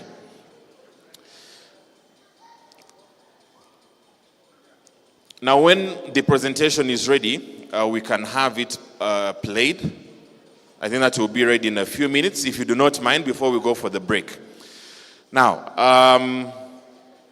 as I buy time for that, and with the permission of the organizers, is there anyone who has any particular question that was not asked to us when we were outside there that you would like to put forward now?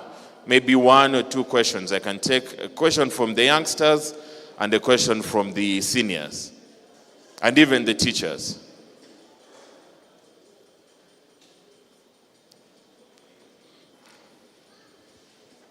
Okay, no questions.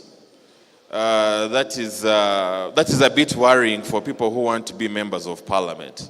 Because much as for us we are not members of parliament, we have the knowledge of how members of parliament and business is transacted. So if you're interested in being an MP in the next 20 or 15 years, aspiring national youth member of parliament or aspiring member of parliament for your constituency, it's good to be interested. I see an MP here. Honorable. Yes, we're almost getting there on the presentation.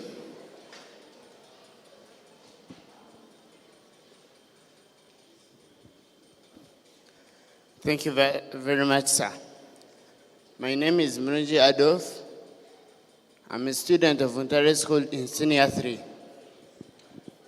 I'm a passionate debater and a passionate president to be. All right.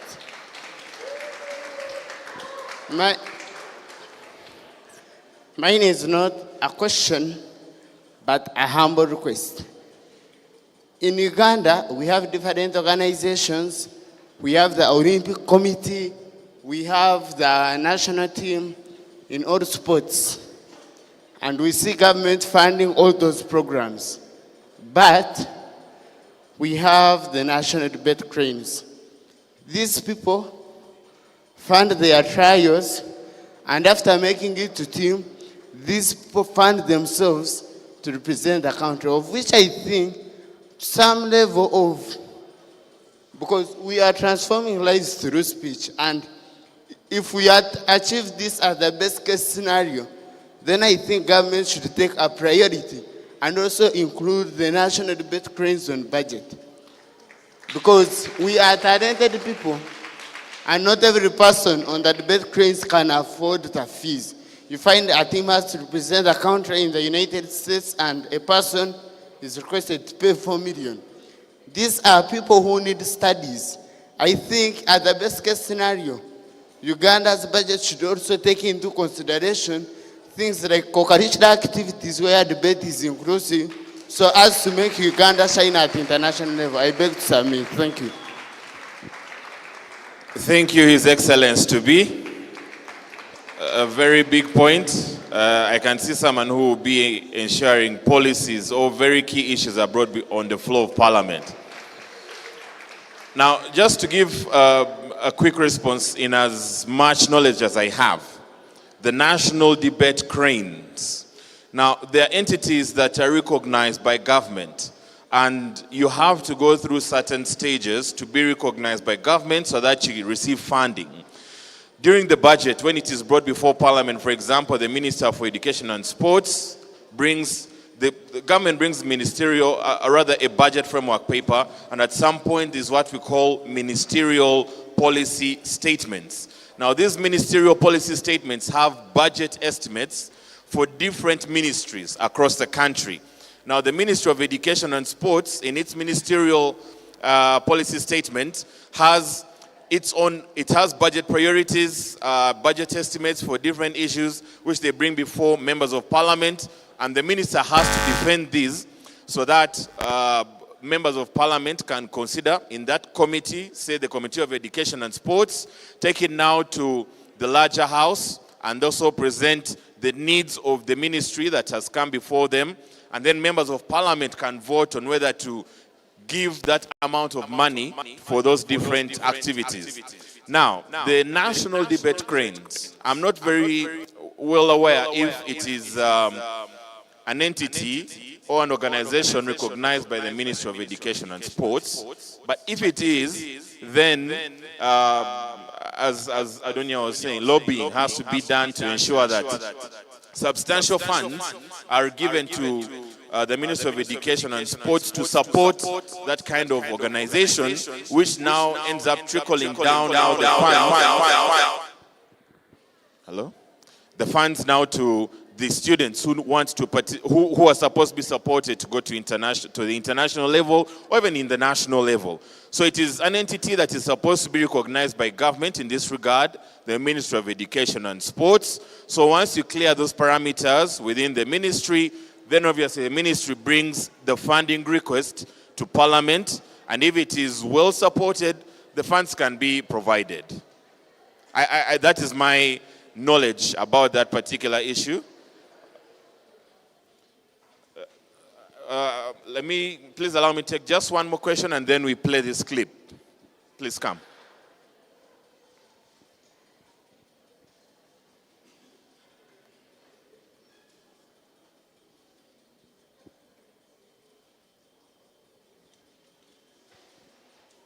Good afternoon, everyone.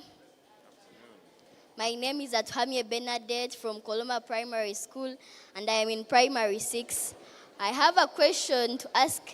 We come here and debate about some problems facing Uganda, and I am asking a question. Does this information stop here or it goes to the government? And how does it reach to the government? And then how does the government act about this problem?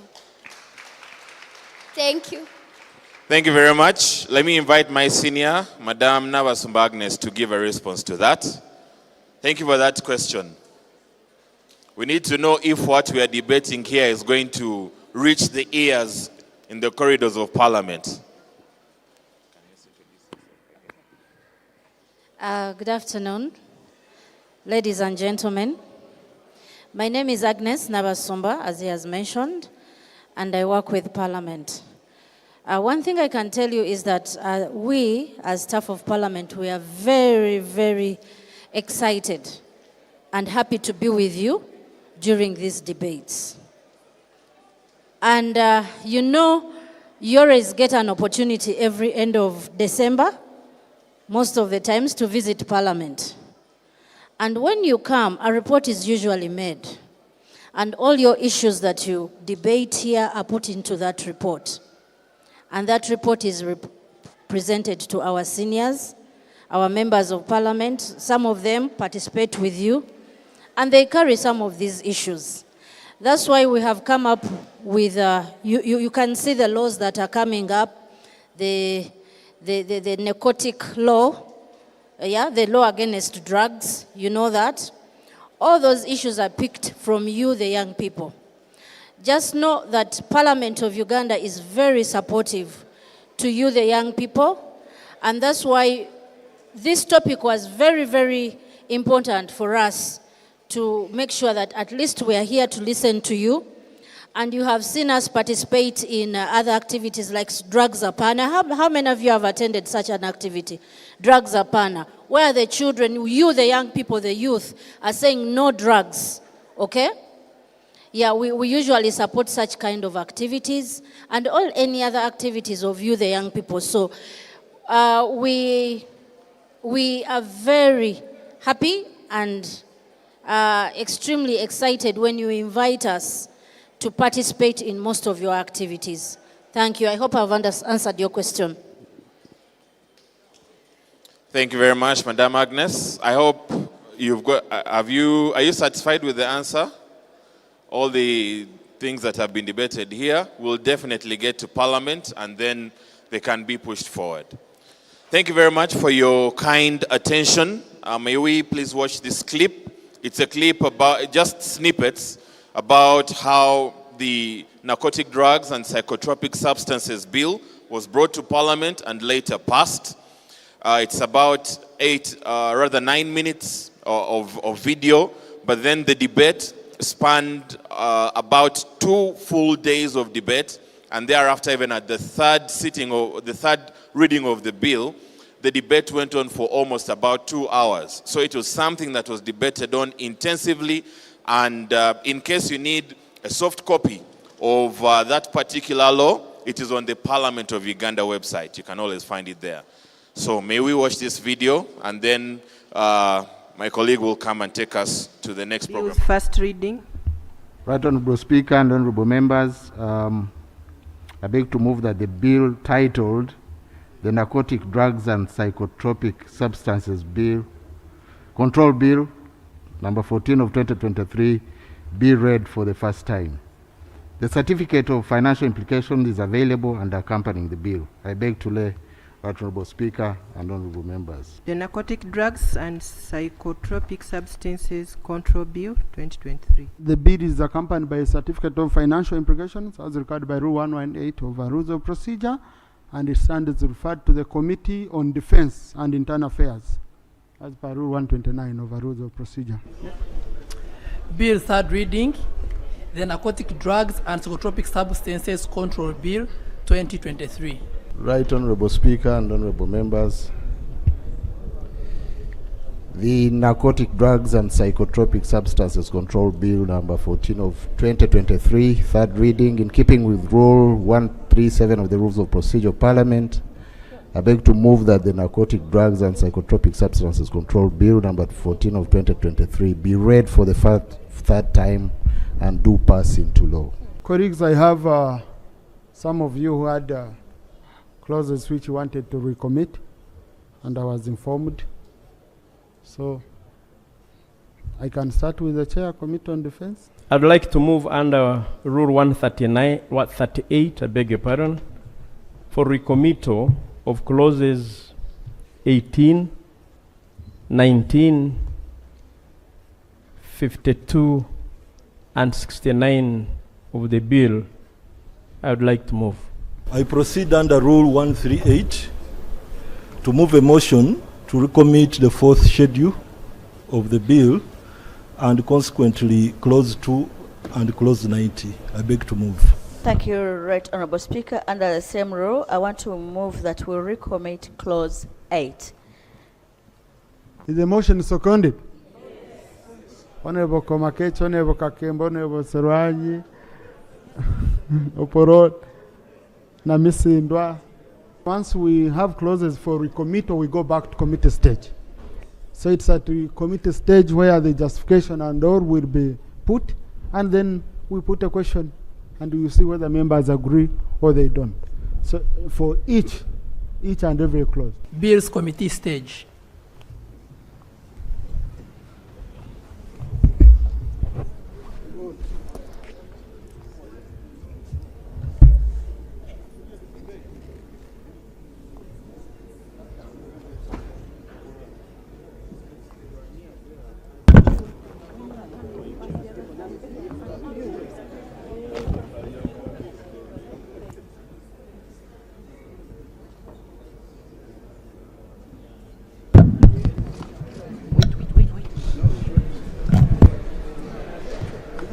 Clause 8. Honorable Aisha. Thank you, Right Honorable Speaker. Chair.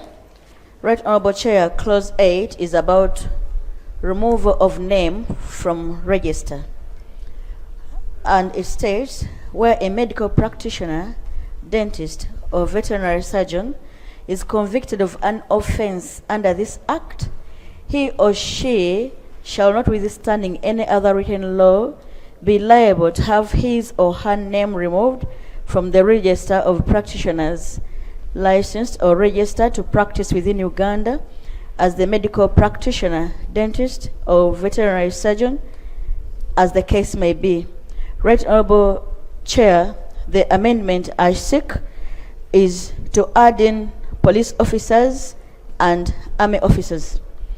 This clause is premised on the fact that medical and veterinary practitioners are singled out for this further punishment because of the nature of their jobs that brings them into contact with these prohibited drugs and substances. And I would like to say that in the same way, police officers and army officers are also conditioned to come into contact with these substances. I do believe this particular motion for committee is misconceived. Police officers and army men are not professionals. They are not registered as professionals. Once they have been convicted of offenses, they can only be liable to dismiss of their respective forces, but not from the register because they are not registered as professionals. So I move that this committee be rejected. The honorable member sought to bring into contact of this legislation army and police because they will regularly be in contact with this. Instead of dismissing the attempt, wouldn't it be proper to encourage the member to instead have an additional sub-clause 8 that where the person is an army or police officer, because they have regulations. In any case, this law is both penal and regulatory in nature. The police officers are covered under clause 19 and 18 of the bill, clearly covered. The army officers do not have any role under this bill. There are penalties for police officers because they have a role, clearly provided for. So now, how do we, colleagues? I put a question on her own motion. I put a question that clause 8 be amended as proposed by Honorable Aisha. Those in favor say aye, and the contrary nay. Aye. The nays have it. Honorable Minister. Honorable Speaker, honorable members, I beg to move that the House do resume and the Committee of the Whole House reports thereto. Thank you. I put a question that the House do resume and the Committee of the Whole House reports thereto. Those in favor say aye, and to the contrary nay. The ayes have it.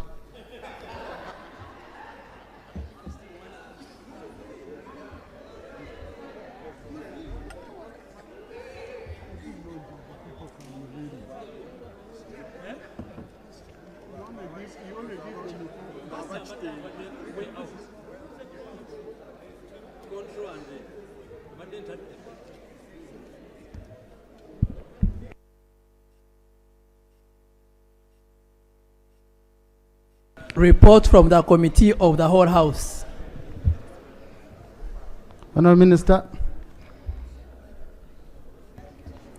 Right Honorable Speaker, honorable members, I beg to report that the Committee of the Whole House has considered the bill entitled the Narcotic Drugs and Psychotropic Substances Control Bill 14 of 2023 and passed with amendments the recommitted clauses.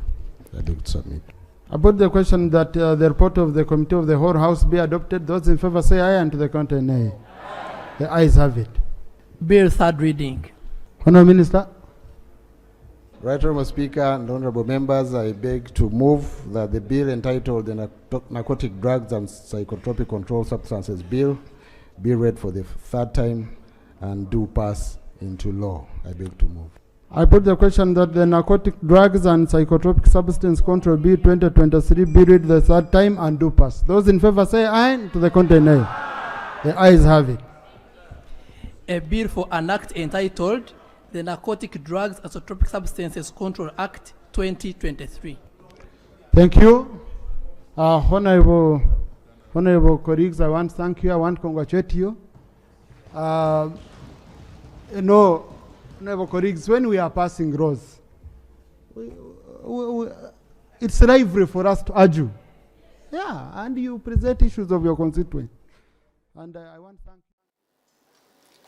Thank you so much. A round of applause to the Parliament of the Republic of Uganda for that kind of presentation. That means that the Parliament is doing a lot of work to come back the grassroots and show us what is indeed happening or what happens in Parliament and what is our contribution when we have such discussions that we have in our debates, in our schools. And I really applaud the work that the representatives from the Parliament have done to continue and come to show us indeed that the Parliament can interact with us as students, can interact with us as peoples, can interact with the people in this country to show us what indeed they can do or what they have done as a means of accountability. A great applaud to you. At this moment, ladies and gentlemen, allow me to welcome Mr. Eric, the ED of TDN, that will talk to us, and from there, these things should be taken. These things are meant to be taken. I mean, the medals, the trophies,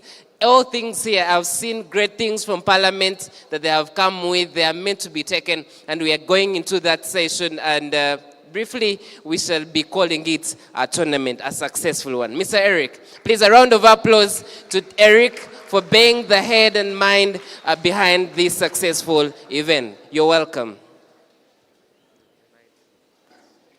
Thank you so much.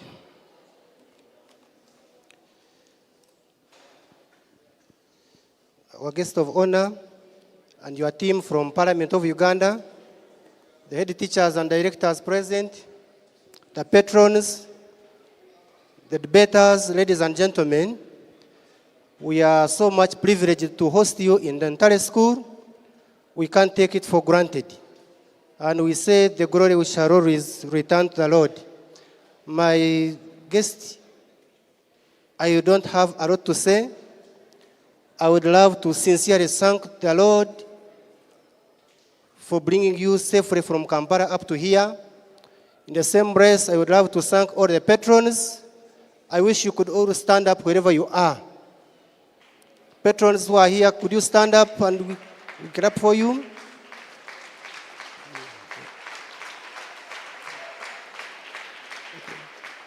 Thank you so much. Thank you so much.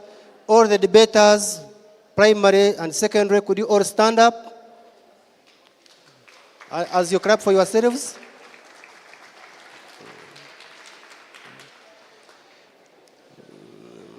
Thank you so much. We invited over 50 schools. We were lucky 32 schools from secondary schools came, and we had invited only 10 from primary section, and 5 came. We thank God for that. I am yet to invite you here, but I would wish to inform you that we have the whole country represented here. In the secondary category, we had Masindi Ame SS, representing Masindi district. We have St. Francis Xavier Modern SS, representing the district of Kagadi. I wish you could clap for them. We have Ijumo Progressive Secondary School, representing the whole of Mitoma. We have got 3 representatives from Bushenyi. We have Chabujimbi Secondary SS from Bushenyi. We have Bweranyanji Girls SS from Bushenyi. We have Chizoba Girls SS from Bushenyi. Mbarara district is represented by Revival Girls High School. Kasese, we have St. Teresa Girls representing. Then we have Father Kanyonza Memorial Secondary School representing from Hima. Kigezi High School is here to represent the whole of Kigezi region. We thank you. Ibanda is represented by 2 schools. We have Bijera SS. I wish you could give them the clap they deserve. And we have our regional championship from Ibanda, Kamwenje, Kazo. They are called Kihangara Seed Secondary School. Chiboga district is represented by Xavier High School. They are also here. Shema district is represented by 2 schools, Chibingo Girls SS and the Great Ngano High School. Bunyoro region is represented by St. John Bosco Seminary. Clap for them. We have URDT Tiara Girls. Central Uganda is represented by Kakunguru Memorial Secondary School. We have St. Edward's Bukumi from Bunyoro. We have Premier Secondary Schools from Hoima. Ntungamo Girls High School is here to represent Ntungamo district. Eastern region is represented by Koburuburu SS from Kaberamaido. Koboko is represented by St. Francis Ayume Memorial School. Arua City is represented by St. Joseph's College Ombachi. Entebbe region is represented by Air Force Army Secondary School and Kisibi Mapera SS. We have another representative from Arua called Okfura SS. Terego district is represented by Wandi Progressive Secondary School. Guru and surrounding areas is represented by Restore Leadership Academy. We have at the third representative from Koboko, Nyariro Secondary School. Another representative from Entebbe, Kisibi Mapera SS. Lastly, not the least, from Ntungamo, we have Rubare Secondary School. Primary section, we have our great giants, Mbarara Municipal School. We have Koroma Primary School. We have Bweranyanji Junior from Bushenyi. And then we have our finalists, Parental Care Nursery School. I can only thank God. He's the one responsible for whatever has taken place. But before I leave the stage, I could say, in case anyone was rubbed wrong in the course of your stay, whatever could have scratched you, I put there 1,000 apologies. In case we could have impressed you, there is no punishment in clapping for us. I have to, on a special note, thank all your head teachers. I wish you could stand up and clap for them. You stand up and clap, all the head teachers.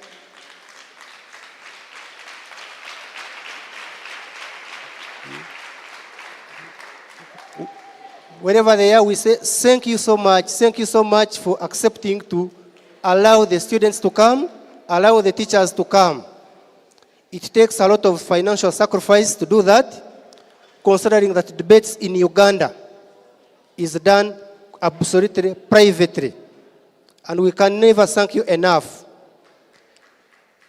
We are so much privileged to have a team from the Communications Department of Parliament. I wish you could members clap for them for coming.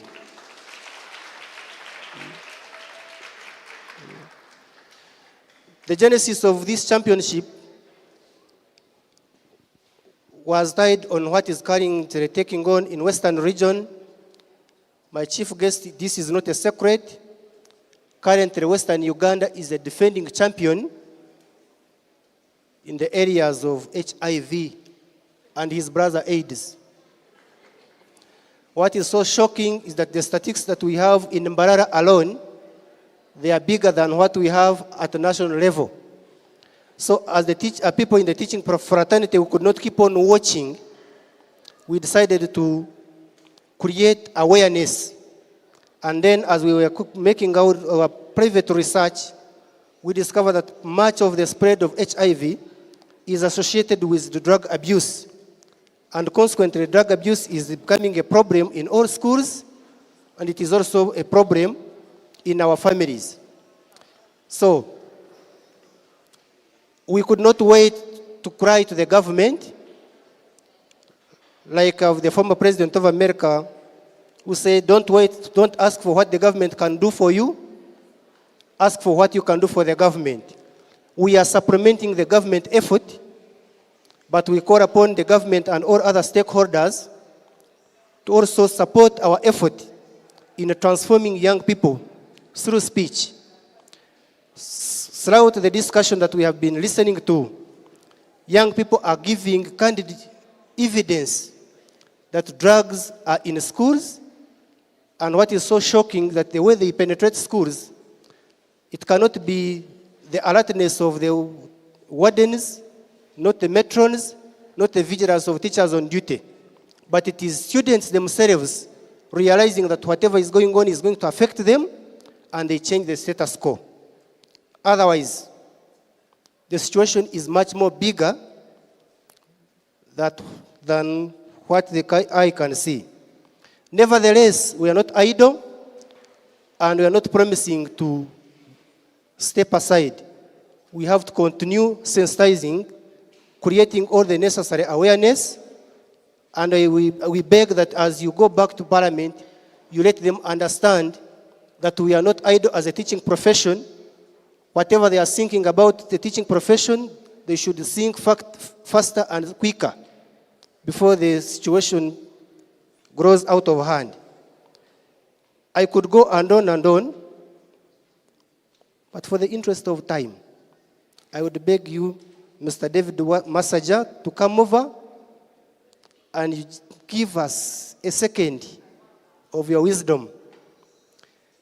Members, thank you very much. My name is Gomosha Eric Batura. I'm a teacher at Ntale School. Thank you very much.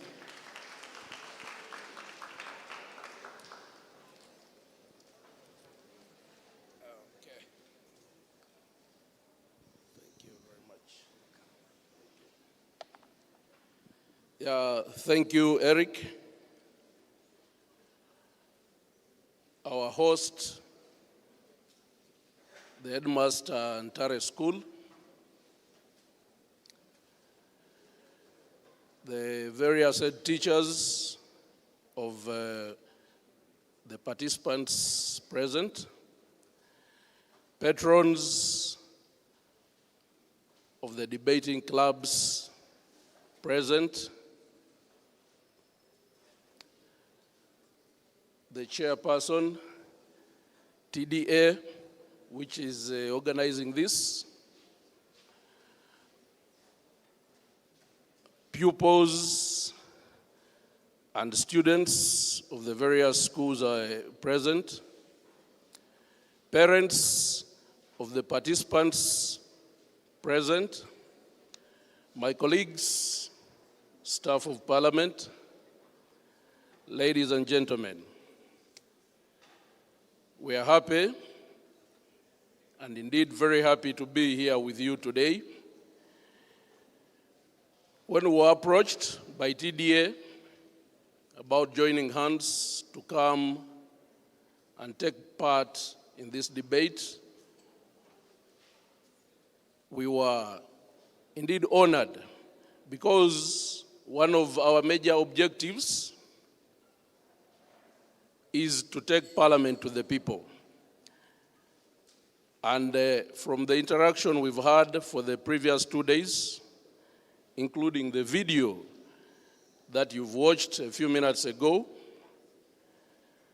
we briefly try to emphasize what are the roles of a member of Parliament, what are the do's and don'ts, and if possible, like through the video, we try to share with you excerpts of what goes on in the House where you are not.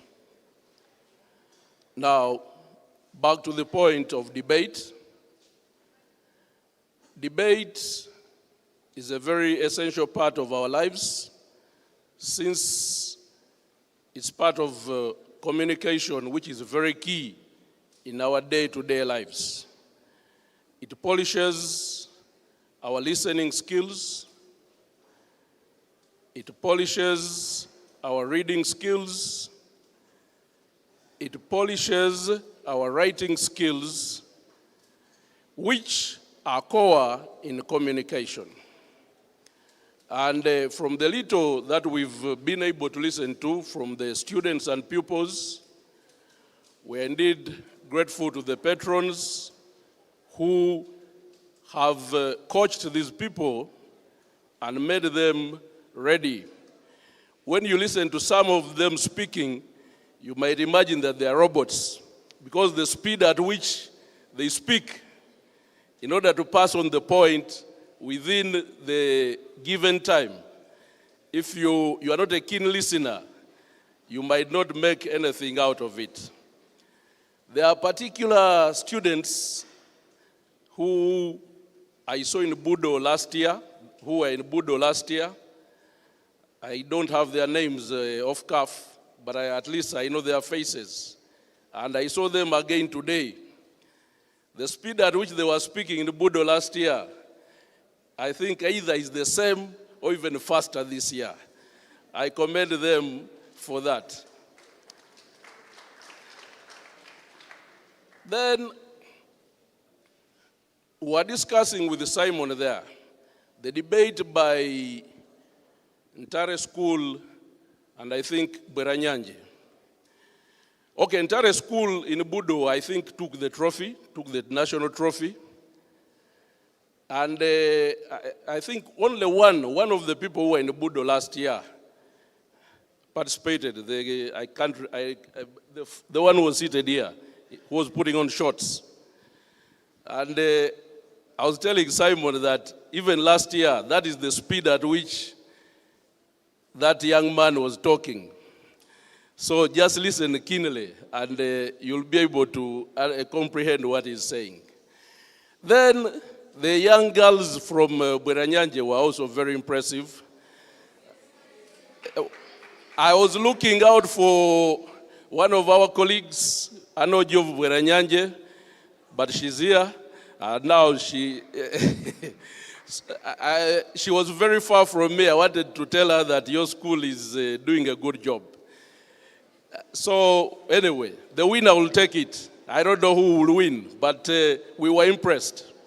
At least we shall leave this place while impressed. So back to the point that now, in case you need us, we're always available.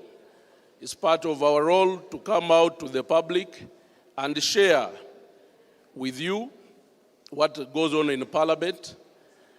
About the young girl who asked a question whether the information will reach, I think you are ably answered.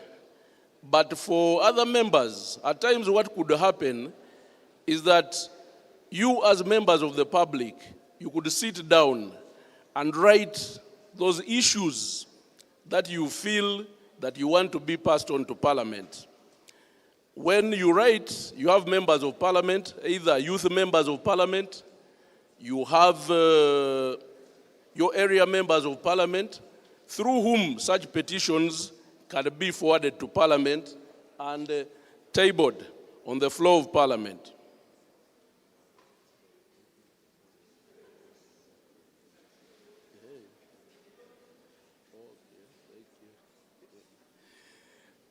Yeah, I've been corrected. I thought this was Weranyanje, Nalongo. I was giving you kudos for nothing. This was Chigezi High School. They were wonderful girls. Thank you. They were wonderful girls. They really presented, they did the debate very well. But the winner will take it. I don't know. I won't take sides. The judges are doing their work. Yeah, so I was saying that now you could write a petition through your members of Parliament who will present it on the floor of Parliament. And whatever your grievances are will reach the House, be discussed, and possibly implemented. So, finally,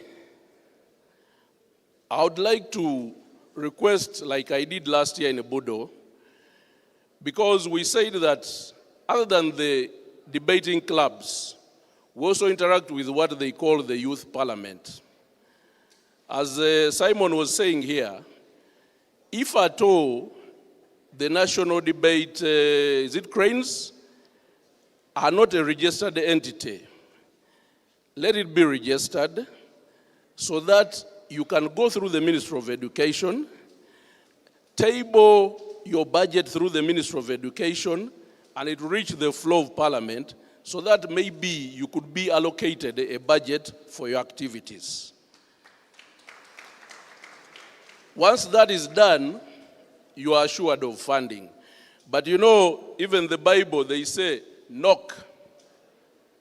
And what will happen? Ask. And you'll be what? Yeah. Thank you very much.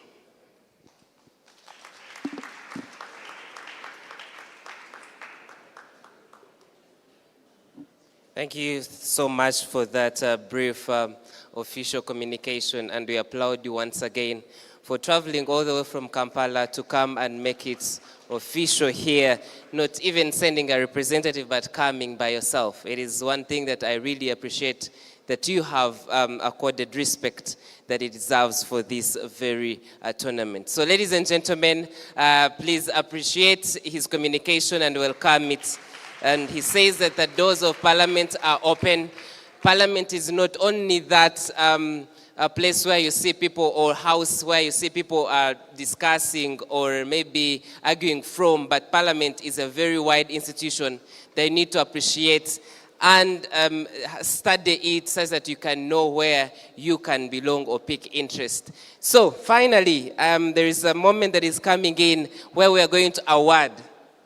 We are going to award the best creme de la creme in different capacities. And before that, I want to appreciate and maybe say thank you so much for giving me this opportunity to be your host, to be your moderator. And I don't think, anyway, it is up to you.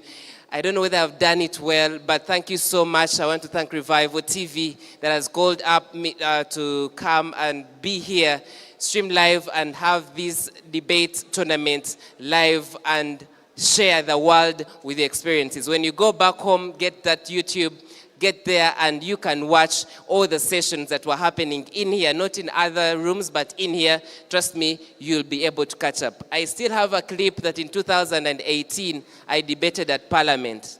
Finals, I told you. That clip still gets me memories. Some of you still use it for your debate trainings. You've seen the debate of Ntale School versus Mbara High School. You've seen it in your debate trainings on YouTube.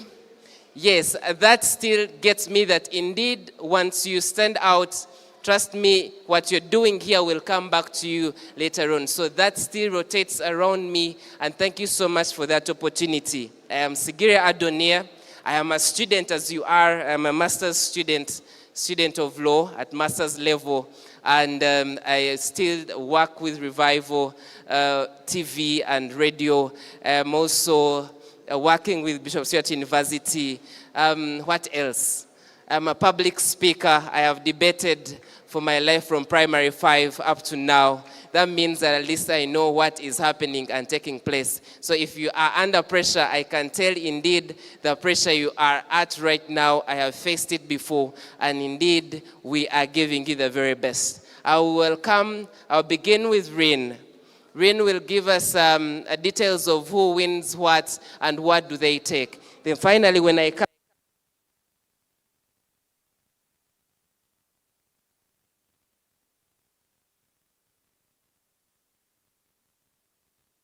once I come back, most likely I will not be having this medal on, but I believe that someone will have taken it.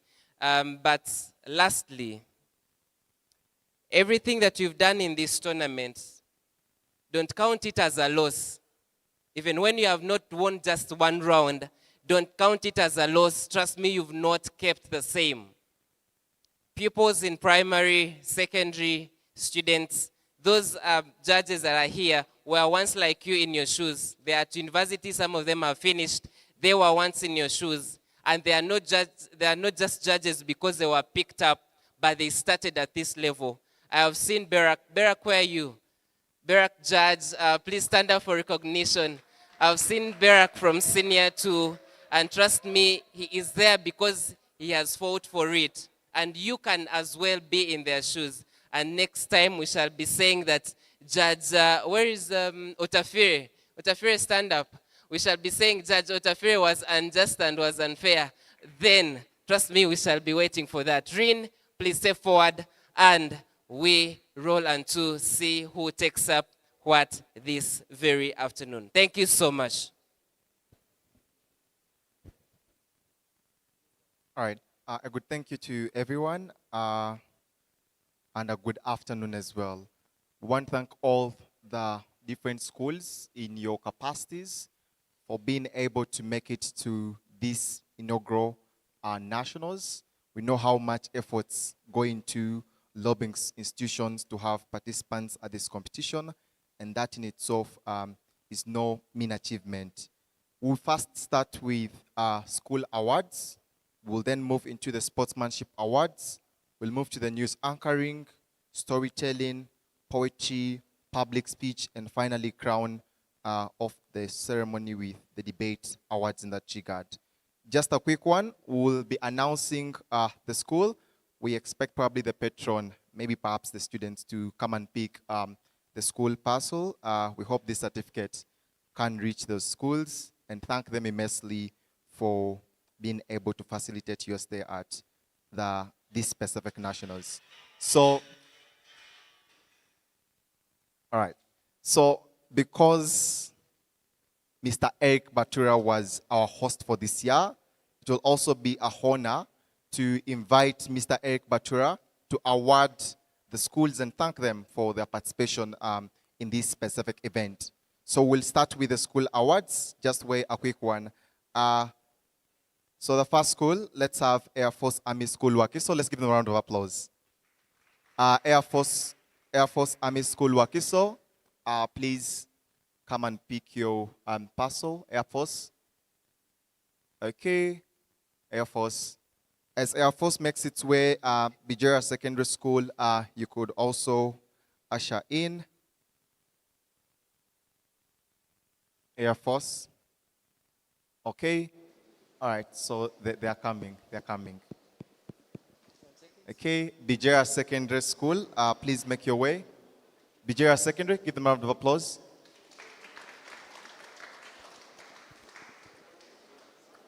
We encourage the learners as well, come with their patron. That is Air Force Army's School Wakiso. Thank you again.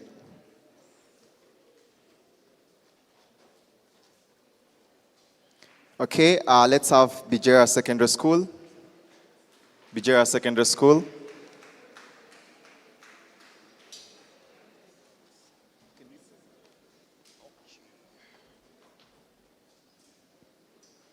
Okay, let's have Bweranyanja Girls Senior Secondary School.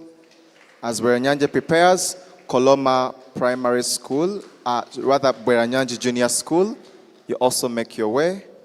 Branyanja Junior School, the patron. Okay. So this is a patron from Branyanja Junior School. Thank you again for participating in this inaugural event. Right after her will be Branyanja Girls Senior Secondary School, our patron. Okay. Koloma Primary School, you could get in as well. Koloma Primary School. Father Kayonza Memorial School, please make your way. Okay. Father Kayonza, that is the patron of Koloma Primary School. Father Kayonza Memorial School, as they get up front, Francis Ayume Memorial Secondary School. Francis Ayume. Okay, that is Koloma Primary School. Father Kayonza. Okay, just before that, that is now Francis Ayume Memorial Secondary School. Francis Ayume. And then that is Father Kayonza. Injumo Progressive Secondary School. Injumo Progressive Secondary School. Injumo Progressive Secondary School. As they come through Chivingo Girls Secondary School. Chivingo Girls Secondary School. A round of applause for them. Kakunglu Memorial School Chivoli. Kakunglu Memorial School Chivoli. That is Ijumo Progressive Secondary School. And right in is Ijumo. Okay, that's Kibingo Girls. Kakunglu Memorial. As they come to take the certificate, let's have Kihangara Seed Secondary School. Kihangara Seed Secondary School. Thank you as well for participating at this year's event. Let's have Chigezi High School. Chigezi High School. Chigezi High School. As they make their way in, Chisubi Mapera Secondary School should be on their way as well. That is Kakungulu Memorial School Chivoli, the patron. And Hangara will be following right in. And let's have Chigezi High School. Chisubi Mapera Secondary School. Chisubi Mapera Secondary School. Okay, Hangara Seed School.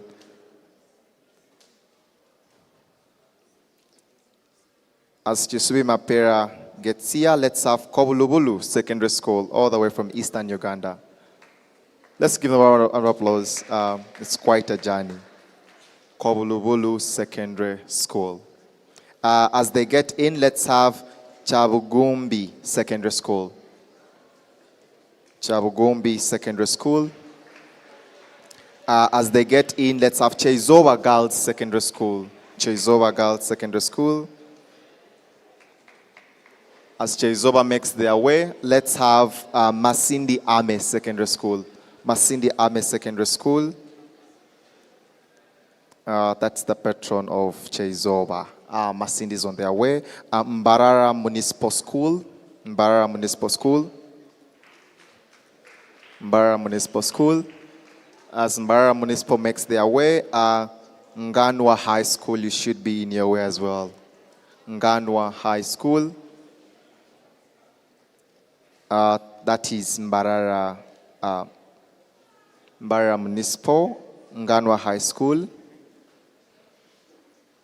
Okay, as they get their way here, Ntungamo Girls High School. Ntungamo Girls High School. Ntungamo Girls High School. As Ntungamo makes its way, Nyaliro Secondary School. Make your way to Nyaliro Secondary. Okufara Secondary School. Okufura Secondary School, sorry. Okufura Secondary School, all the way from the northern part of this country. As they make their way, Parental Care Nursery and Primary School. Let's have you make your way and pick this simple token of appreciation. Premier Secondary School, Hoima. Okay. So as the numbers cut out, all right. Okay. All right. Yes, and just right there is Parental Care Nasarayan Primary School. Premier Secondary School, Hoima. Just right follows. As that happens, Restore Leadership High School. Restore Leadership High School. Restore Leadership High School, all the way from northern part of this country. Revival Girls High School, you could also make your way. Revival Girls High School. Okay, this is Restore Leadership High School. Ruware Secondary School, you should be preparing. Okay, that is Revival Girls High School. Savior High School, Chiboga, should also be preparing. So that is Revival Girls, and right after it is Ruware Secondary School. St. Andrew's Seed, be getting close, and St. Edward Secondary School, Bukumi. Okay, that is Ruware Secondary School and Savior High School just right after there. St. Andrew's Seed Secondary School, St. Andrew's Seed Secondary School, and St. Edward Secondary School, Bukumi. Let's have St. Francis Xavier Modern Secondary School, St. Francis Xavier Modern School. As they make their way, St. John Bosco Seminary, Hoima, you should also be on your way. St. John Bosco Seminary, Hoima, should also be on your way. St. Joseph College, Mbachi, or Bachi, should also be on your way. St. Teresa Girls School, Nsenyi, please make your way. Okay, thank you again for coming at this year's Nationals. Uganda Matters Primary School, please make your way. Uganda Matters Primary School, make your way. Okay, as Uganda Matters come, Uditi Thia Girls School. Uditi Thia Girls School. I hope I got the pronunciation right. Uditi Girls School, make your way. And then, finally, but not the least, let's have 1D Progressive Secondary School. 1D Progressive Secondary School. Thank you again for making it at this year's edition, one of its kind, the inaugural edition. 38 schools participating in the SEM, and 52 teams in that regard. Okay, and just finally, as 1D Progressive Secondary picks the token of appreciation, let's now move into the next part of this award ceremony. So, this specific award is a bit unique.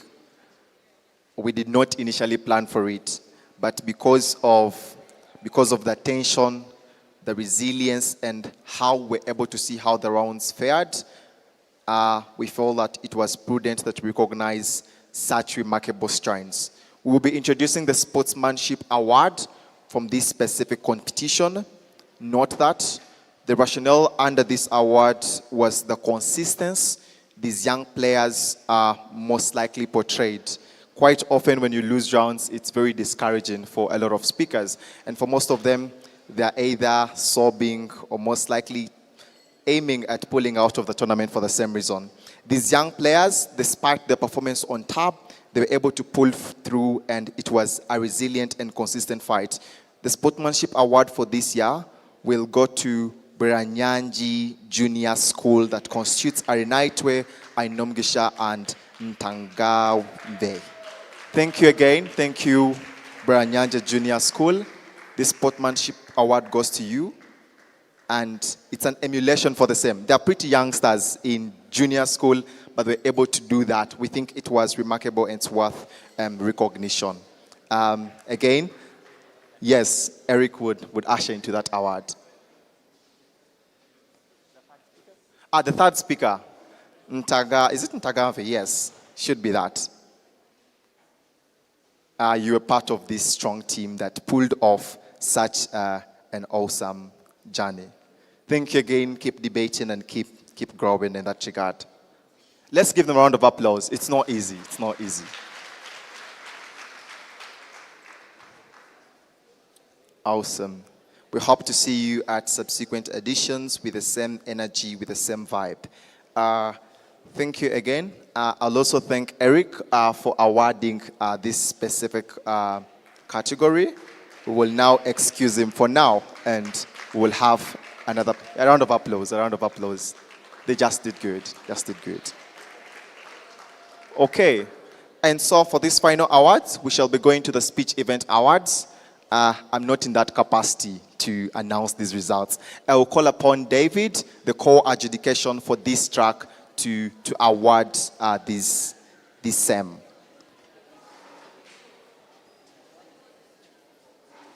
No, what is going to start with is here.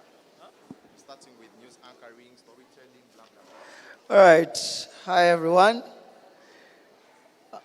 Can get the microphone. Hi, everyone.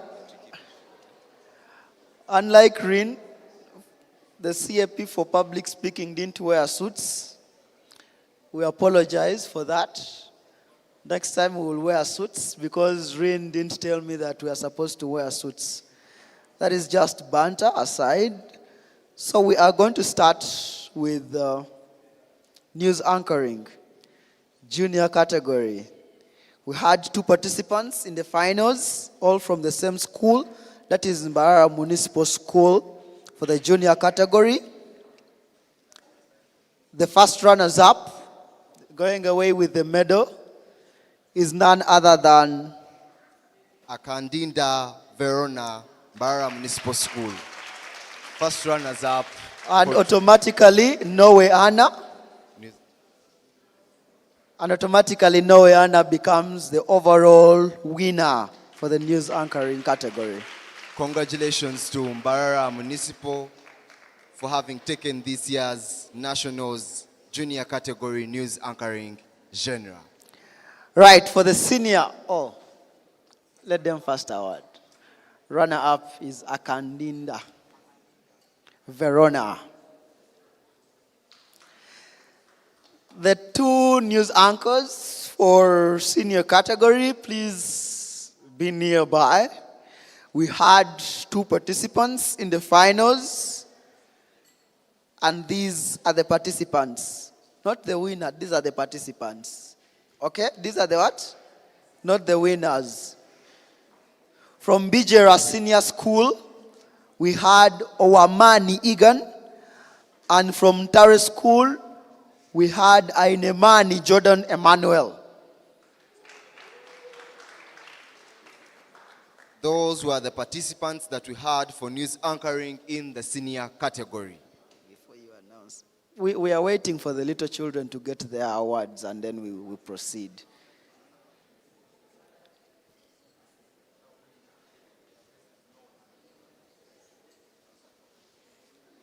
Please give her a bigger round of applause. She did extremely well, and she deserved it. Congratulations, Mbarara Municipal School, for winning news category. Now, for the senior category, we had 2 participants. I've already mentioned their name.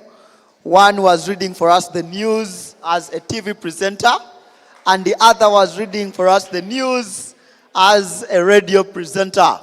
All the 3 judges agreed that the first runners-up for this year's category, news anchoring, is none other than Ainemani Jordan Emmanuel, first runners-up from Ntale School. Congratulations, Ainemani Jordan Emmanuel from Ntale School.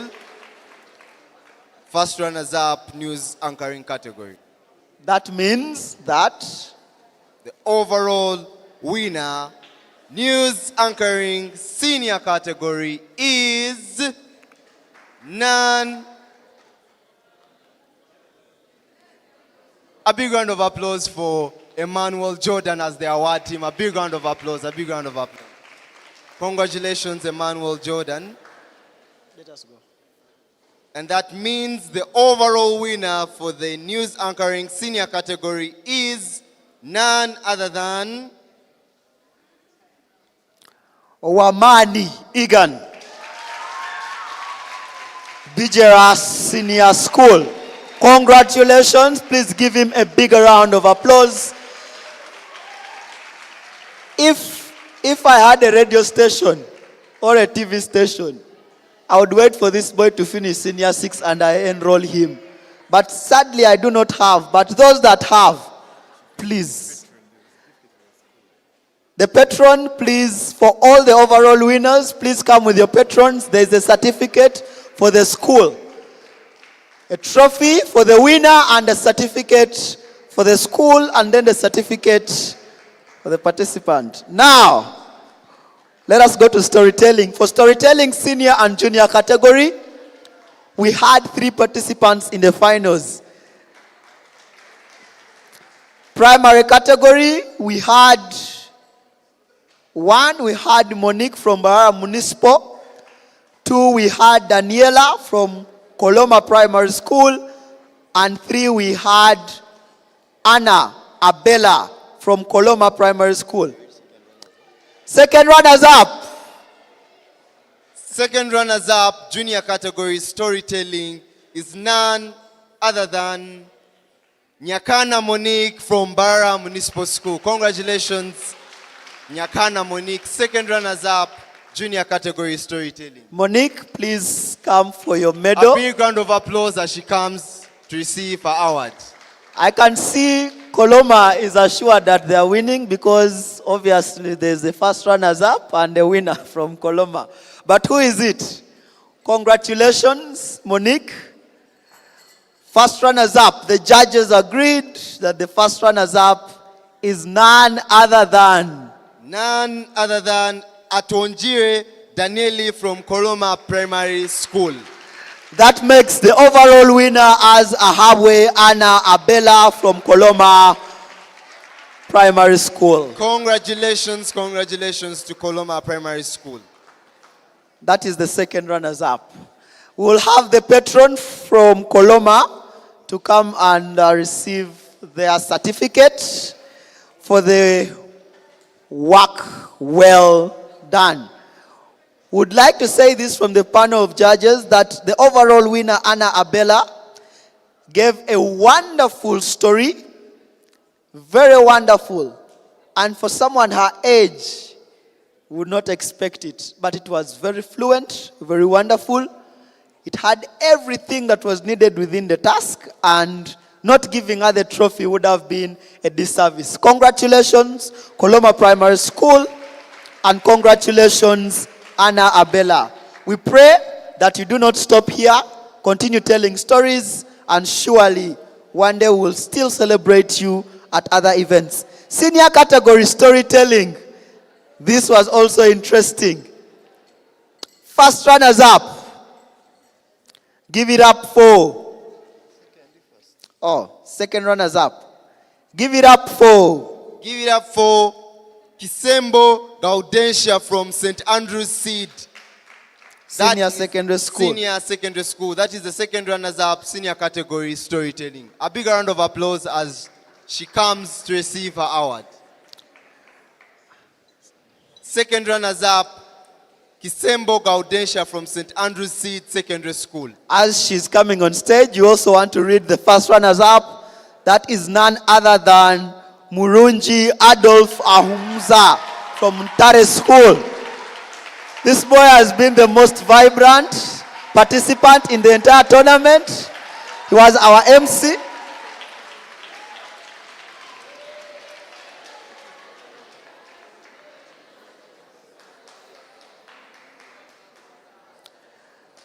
And he was our MC as well. Now the winner, overall winner, is none other than Muhereza Arnold from Bijera SS. Congratulations. Congratulations, Arnold from Bijera Secondary School for that. Please give him a bigger round of applause, really. A very wonderful story that came from Arnold.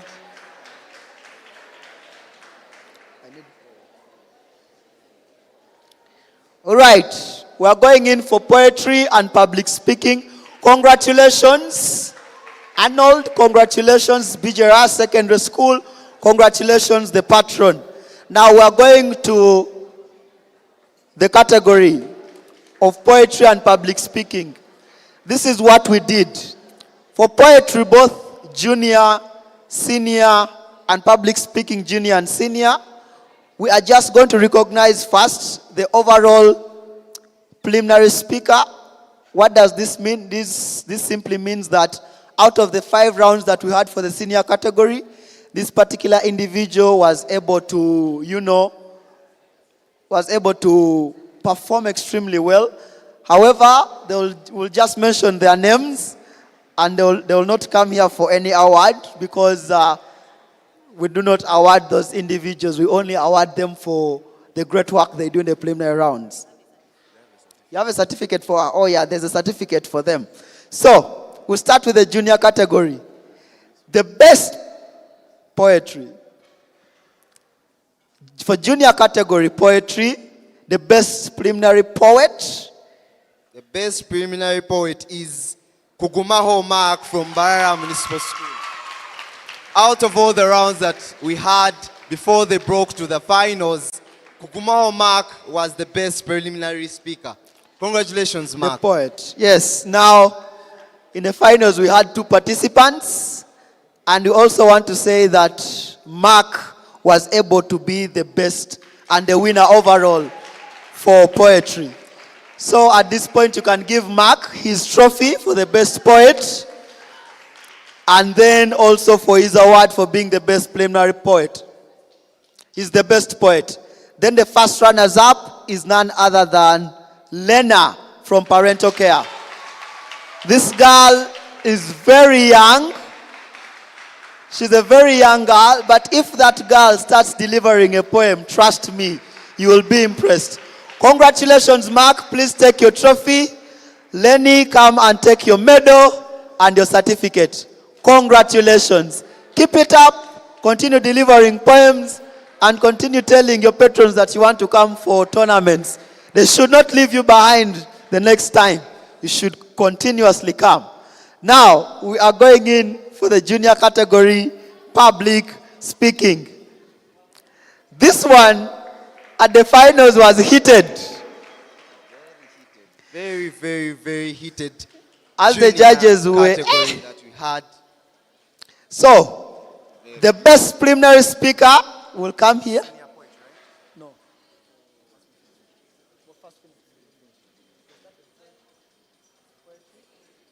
Secondary. Okay, secondary poetry. The public speakers first wait, eh? No pressure, no pressure. We got you covered. We got you covered. We're going to.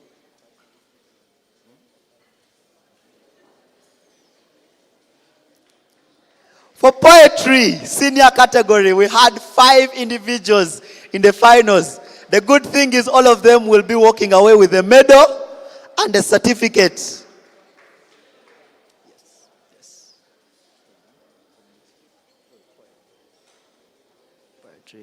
All right. Poetry, senior category. Starting with, in position 5, all the 5 judges agreed. In position 5, and the 5th best poet for this year's nationals is none other than Amwesiga Baron from Nganwa High School. Congratulations, Baron, for becoming the 5th best poet. A round of applause as Baron. A bigger round of applause for Baron. His award. I told Baron when we were doing the preliminary rounds, because he's the smartest, I told him, as you have come smartly dressed, please make sure at least you reach the finals. And he has not disappointed. Congratulations, Baron. Thank you very much for showing up. Thank you very much for giving us a spirited fight. Now the second person I'm going to be awarding, the name gives me a very hard time. The 4th best poet is none other than Nabasa Rebecca from Bijera SS. Congratulations, Nabasa Rebecca as the 4th best poet, senior category. Nabasa, congratulations on that. We are now remaining with three. The top 3. The people that are awarding, we are going to start with the first runners up. The first runners up. So that we give them the pressure who wins and who is third. Eh? Yes, just for the pressure. I like drama and I like the pressure. The judges agreed. The first runners up, that is the second best poet. They had good creativity, a clear message, but it just wasn't enough to give them the first position. Give it up for Wensonga Melchizedek from St. Andrews SS. Congratulations, Wensonga Melchizedek as the second best poet, senior category. That is the first runners up. Yes. Thank you very much, Melchizedek. Please come for your medal and your award. All right, so we are remaining with 2 ladies. But before I do that, does the pressure increase or it decreases? It increases. Now, I want to say something. The 2 poets, one is the winner, the other is the third best poet. All of them broke directly from the preliminary rounds to the what? The finals. To the finals. But before we do that, the best overall preliminary poet, that is from all the other round, we have to recognize is all right, the best preliminary poet. Not the winner. Guys, let us listen clearly. Not the winner. There is but the best of from all the the 5 5 rounds is the person we are going to read. That there's a certificate. Yes, there is a certificate. All right. The best preliminary poet is none other than Okuyangabire Masi from Bweranyanchi Girls School. Now, as she's coming, I also want to announce that the second runners-up for poetry, that is the third best poet, is also Masi from Bweranyanchi. So she was the best overall preliminary and also the third best poet at the finals. A big round of applause as she comes to receive her rewards. That simply means the only name that we have not mentioned is the winner, and that winner in the finals gave us what I termed or coined as a remembrance poem. She was able to remember the scenarios that happened, and the judges said she deserves it. Give it up for Muhindo Latisha Consolate from St. Teresa Girls School. The patron, please also come and receive the certificate for being the winner. Now that poetry is done, now that poetry is what? We are going for public. I'm having chills. Someone say chills.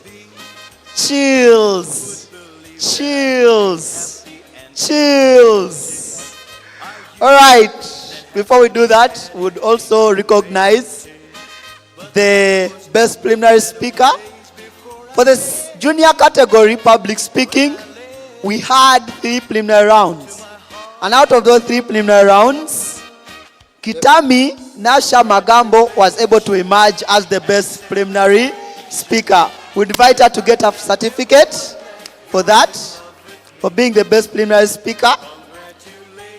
Why is her speech very important for the preliminary rounds?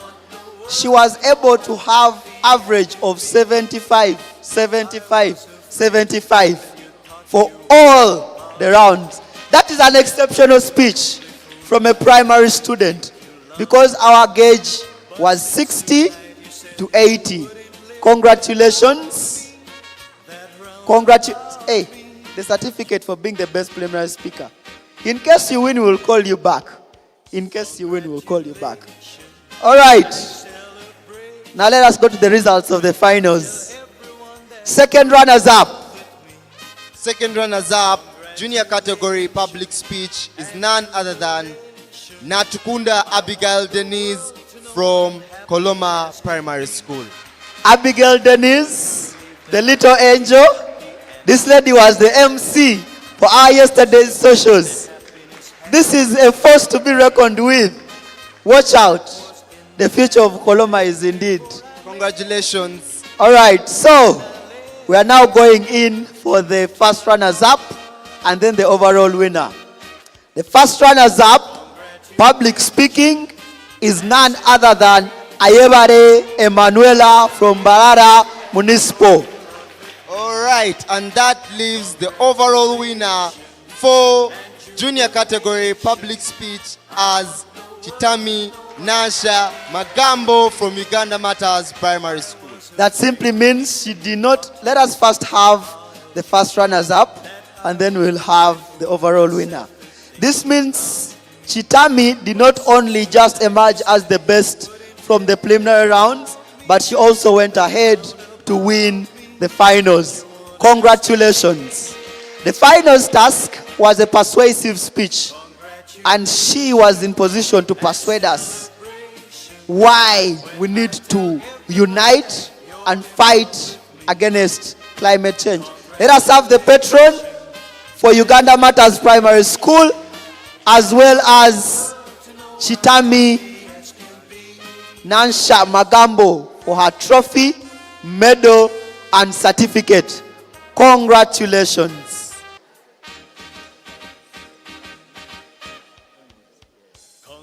All right. Before we go to the senior category, we want to recognize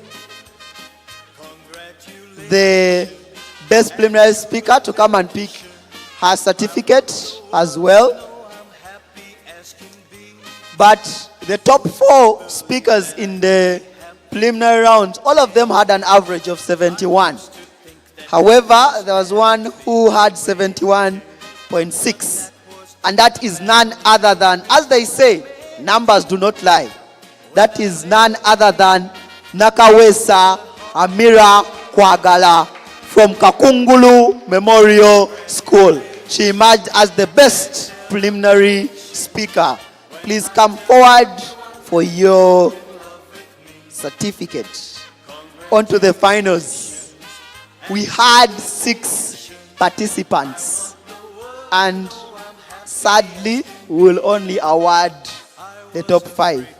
What I'm going to do is that I will read number 5, number 4, number 3, number 2. Then the remaining one is number 1 and the other one is number. Hallelujah. Praise the Lord. God is good and all the time. And that is nature. Give the Lord a bigger round of applause. I am not a pastor.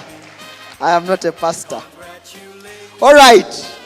The 5th best public speaker, 5th best public speaker is none other than Kabandama Ida from St. Teresa Girls School. Congratulations, Ida, St. Teresa Girls School.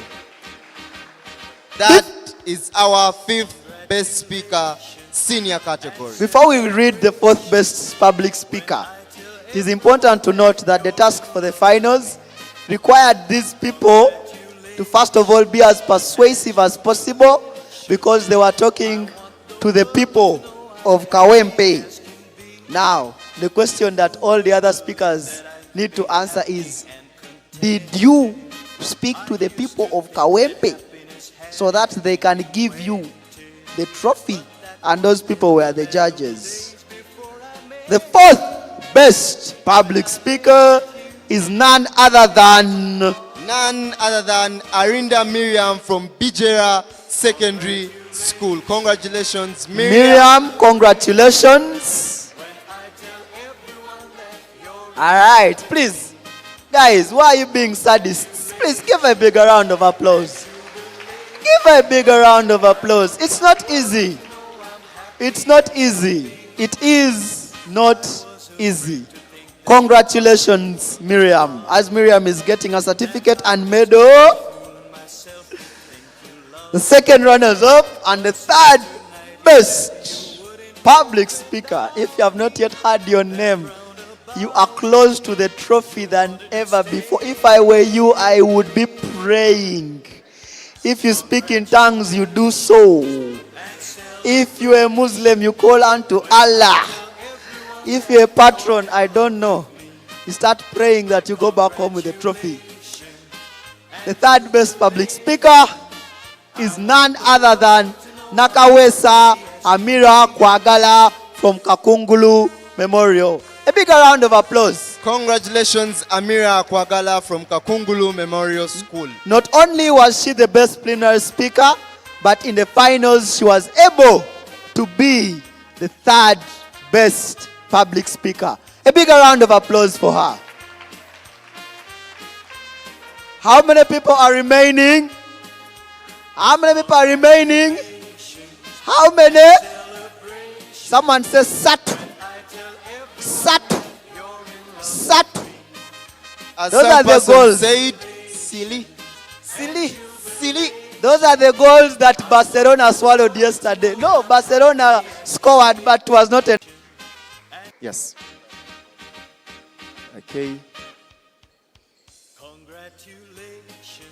So we're just going to start it off. We will start with the junior category. We shall be having the speaker announcement. We'll be inviting the top 10 speakers. This year we shall award the top 10 junior speakers. So just real quick, Henry will usher in the top 10 junior speakers. Hello everyone, Henry here. Out of the pool of amazing speakers, we're able to have 10 amazing speakers. Number in position 5 from Bara Municipal, we have Ahereza Trevor Richard. Position. Please clap for the overall best speaker. Okay, so let's have Mbara Municipal just coming in as the third runners up in the junior track. Mbara Municipal School, please make your way, make your way. Mbara Municipal, thank you again for competing at this year's edition. In second place, second runners up, is none other than Koloma Primary School. Koloma Primary School. Koloma Primary, please come. Koloma Primary School. Koloma Primary School.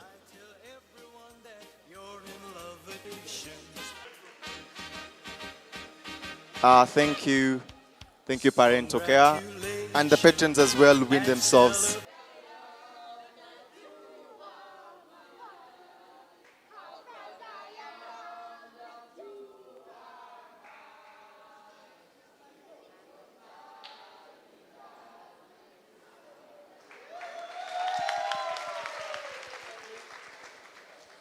So before we have the results for the finals, that is in the senior track, we'll just have a quick one on the second runners up and the third runners up. In the third place of the secondary category, rather fourth place, that is the third runners up, is none other than Revival Girls High School.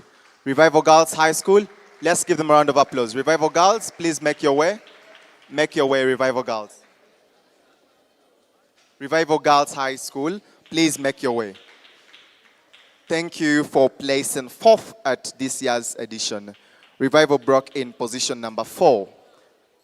Yes, they're coming. The patron as well, please. You have to make your way here. Okay, that's the patron from Revival Girls High School.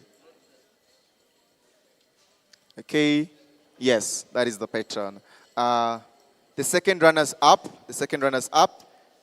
is Air Force Army School. Just right at the semifinals, that was Air Force Army School, Wakiso. Thank you again for making this year's edition a worthy one. Let's clap for Air Force Army School, Wakiso. That is Air Force. Please upload them. It's a tiring journey as well, getting here.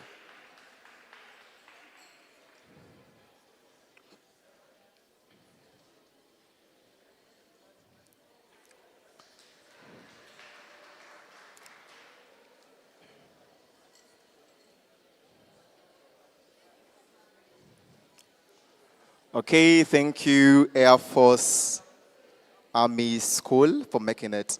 So before also as well, we go to the final results, which are going to be the top two in what was decision in the final round.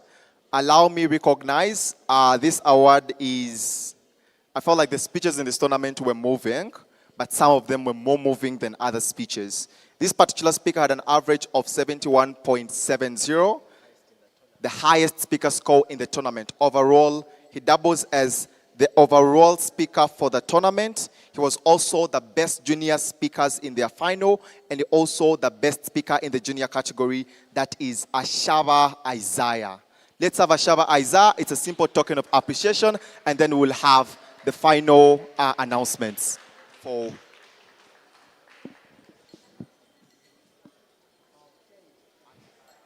Thank you, Reed. Guys, Isaiah for you.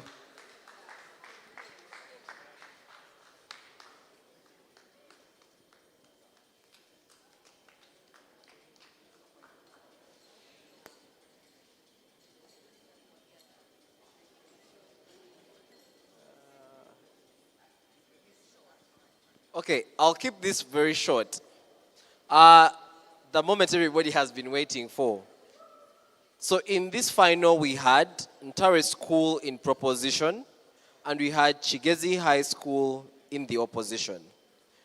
On our consensus, we had a 7 unanimous ballot. But before that, we want to acknowledge the best speaker for the finals in of itself, because we believe this speech was very moving out of all the speakers in the round. And that goes to Mugabe Benedict.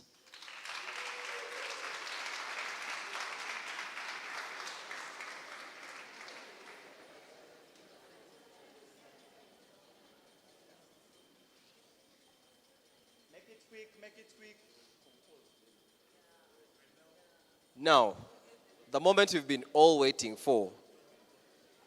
Who was able to convince all the 7 judges on the panel? This deliberation was heated, but we acknowledge that both teams had amazing cases. It went down to who had a better case. Therefore, on a 7-0 unanimous ballot, drum rolls.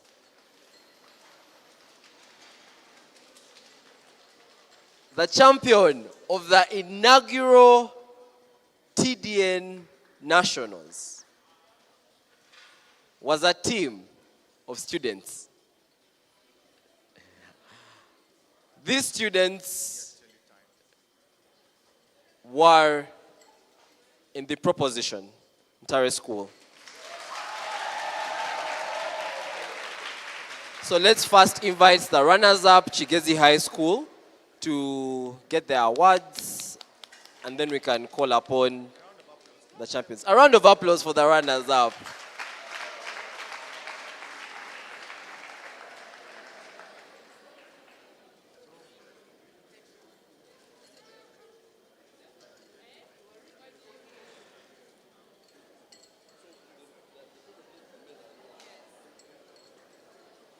Guys, a round of applause. It's not easy to make it to finals, especially in such a tournament.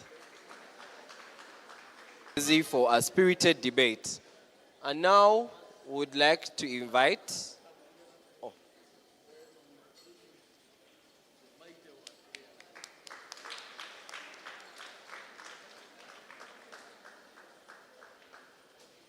And now would like to invite the champions, Ntale School, to come and pick their awards and their trophy. Guys, that broke fast, unbeaten, and went through up to the finals unbeaten. Round of applause. It's the least we could do since no one was able to beat them.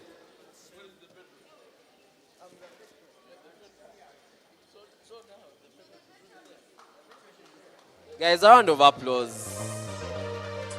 Winning is not easy.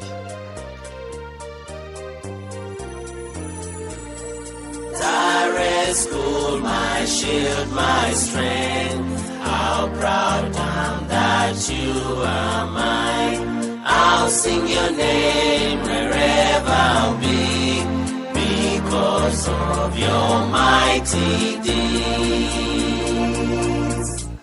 Oh, the school we cherish and love, it's known mass with academic excellence. All right.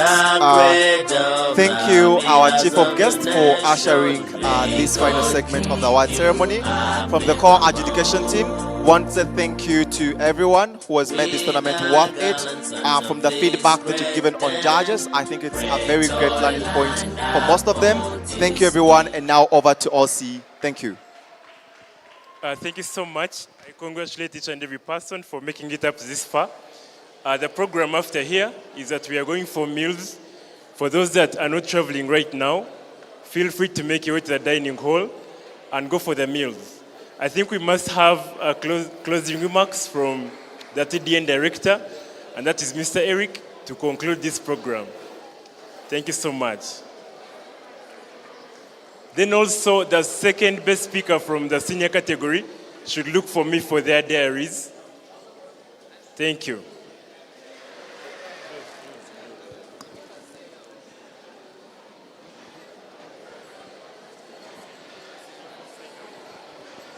Okay, thank you so much, friends. And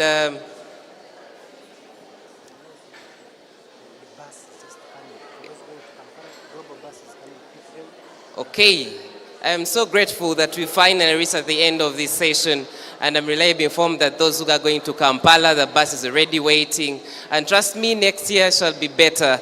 I couldn't wait to see anything better, but it has just come that we had a very, very successful session. And I want to applaud all the people and the brains behind this. And trust me, next year, waiting for TDN from your district level to regional level, we cannot wait to perform at the best and become the best tournament that we have had this country. I'm here to listen, maybe get other information if at all we had any other better tournament other than this. Coming to you live from Revival TV, we are saying that TDN has become the National Debate Championship. Congratulations to Ntale School, to Parental Care, to all the best speakers and the Parliament of the Republic of Uganda for reporting live, and we are grateful that you have supported the cause for the best of our students of this country. Till we meet again, it's TDN, the National Debate Championship, live at Revival TV, StarTime channel 232. Until we meet again, I am Adonia, your host. May God bless you. Thank you so much.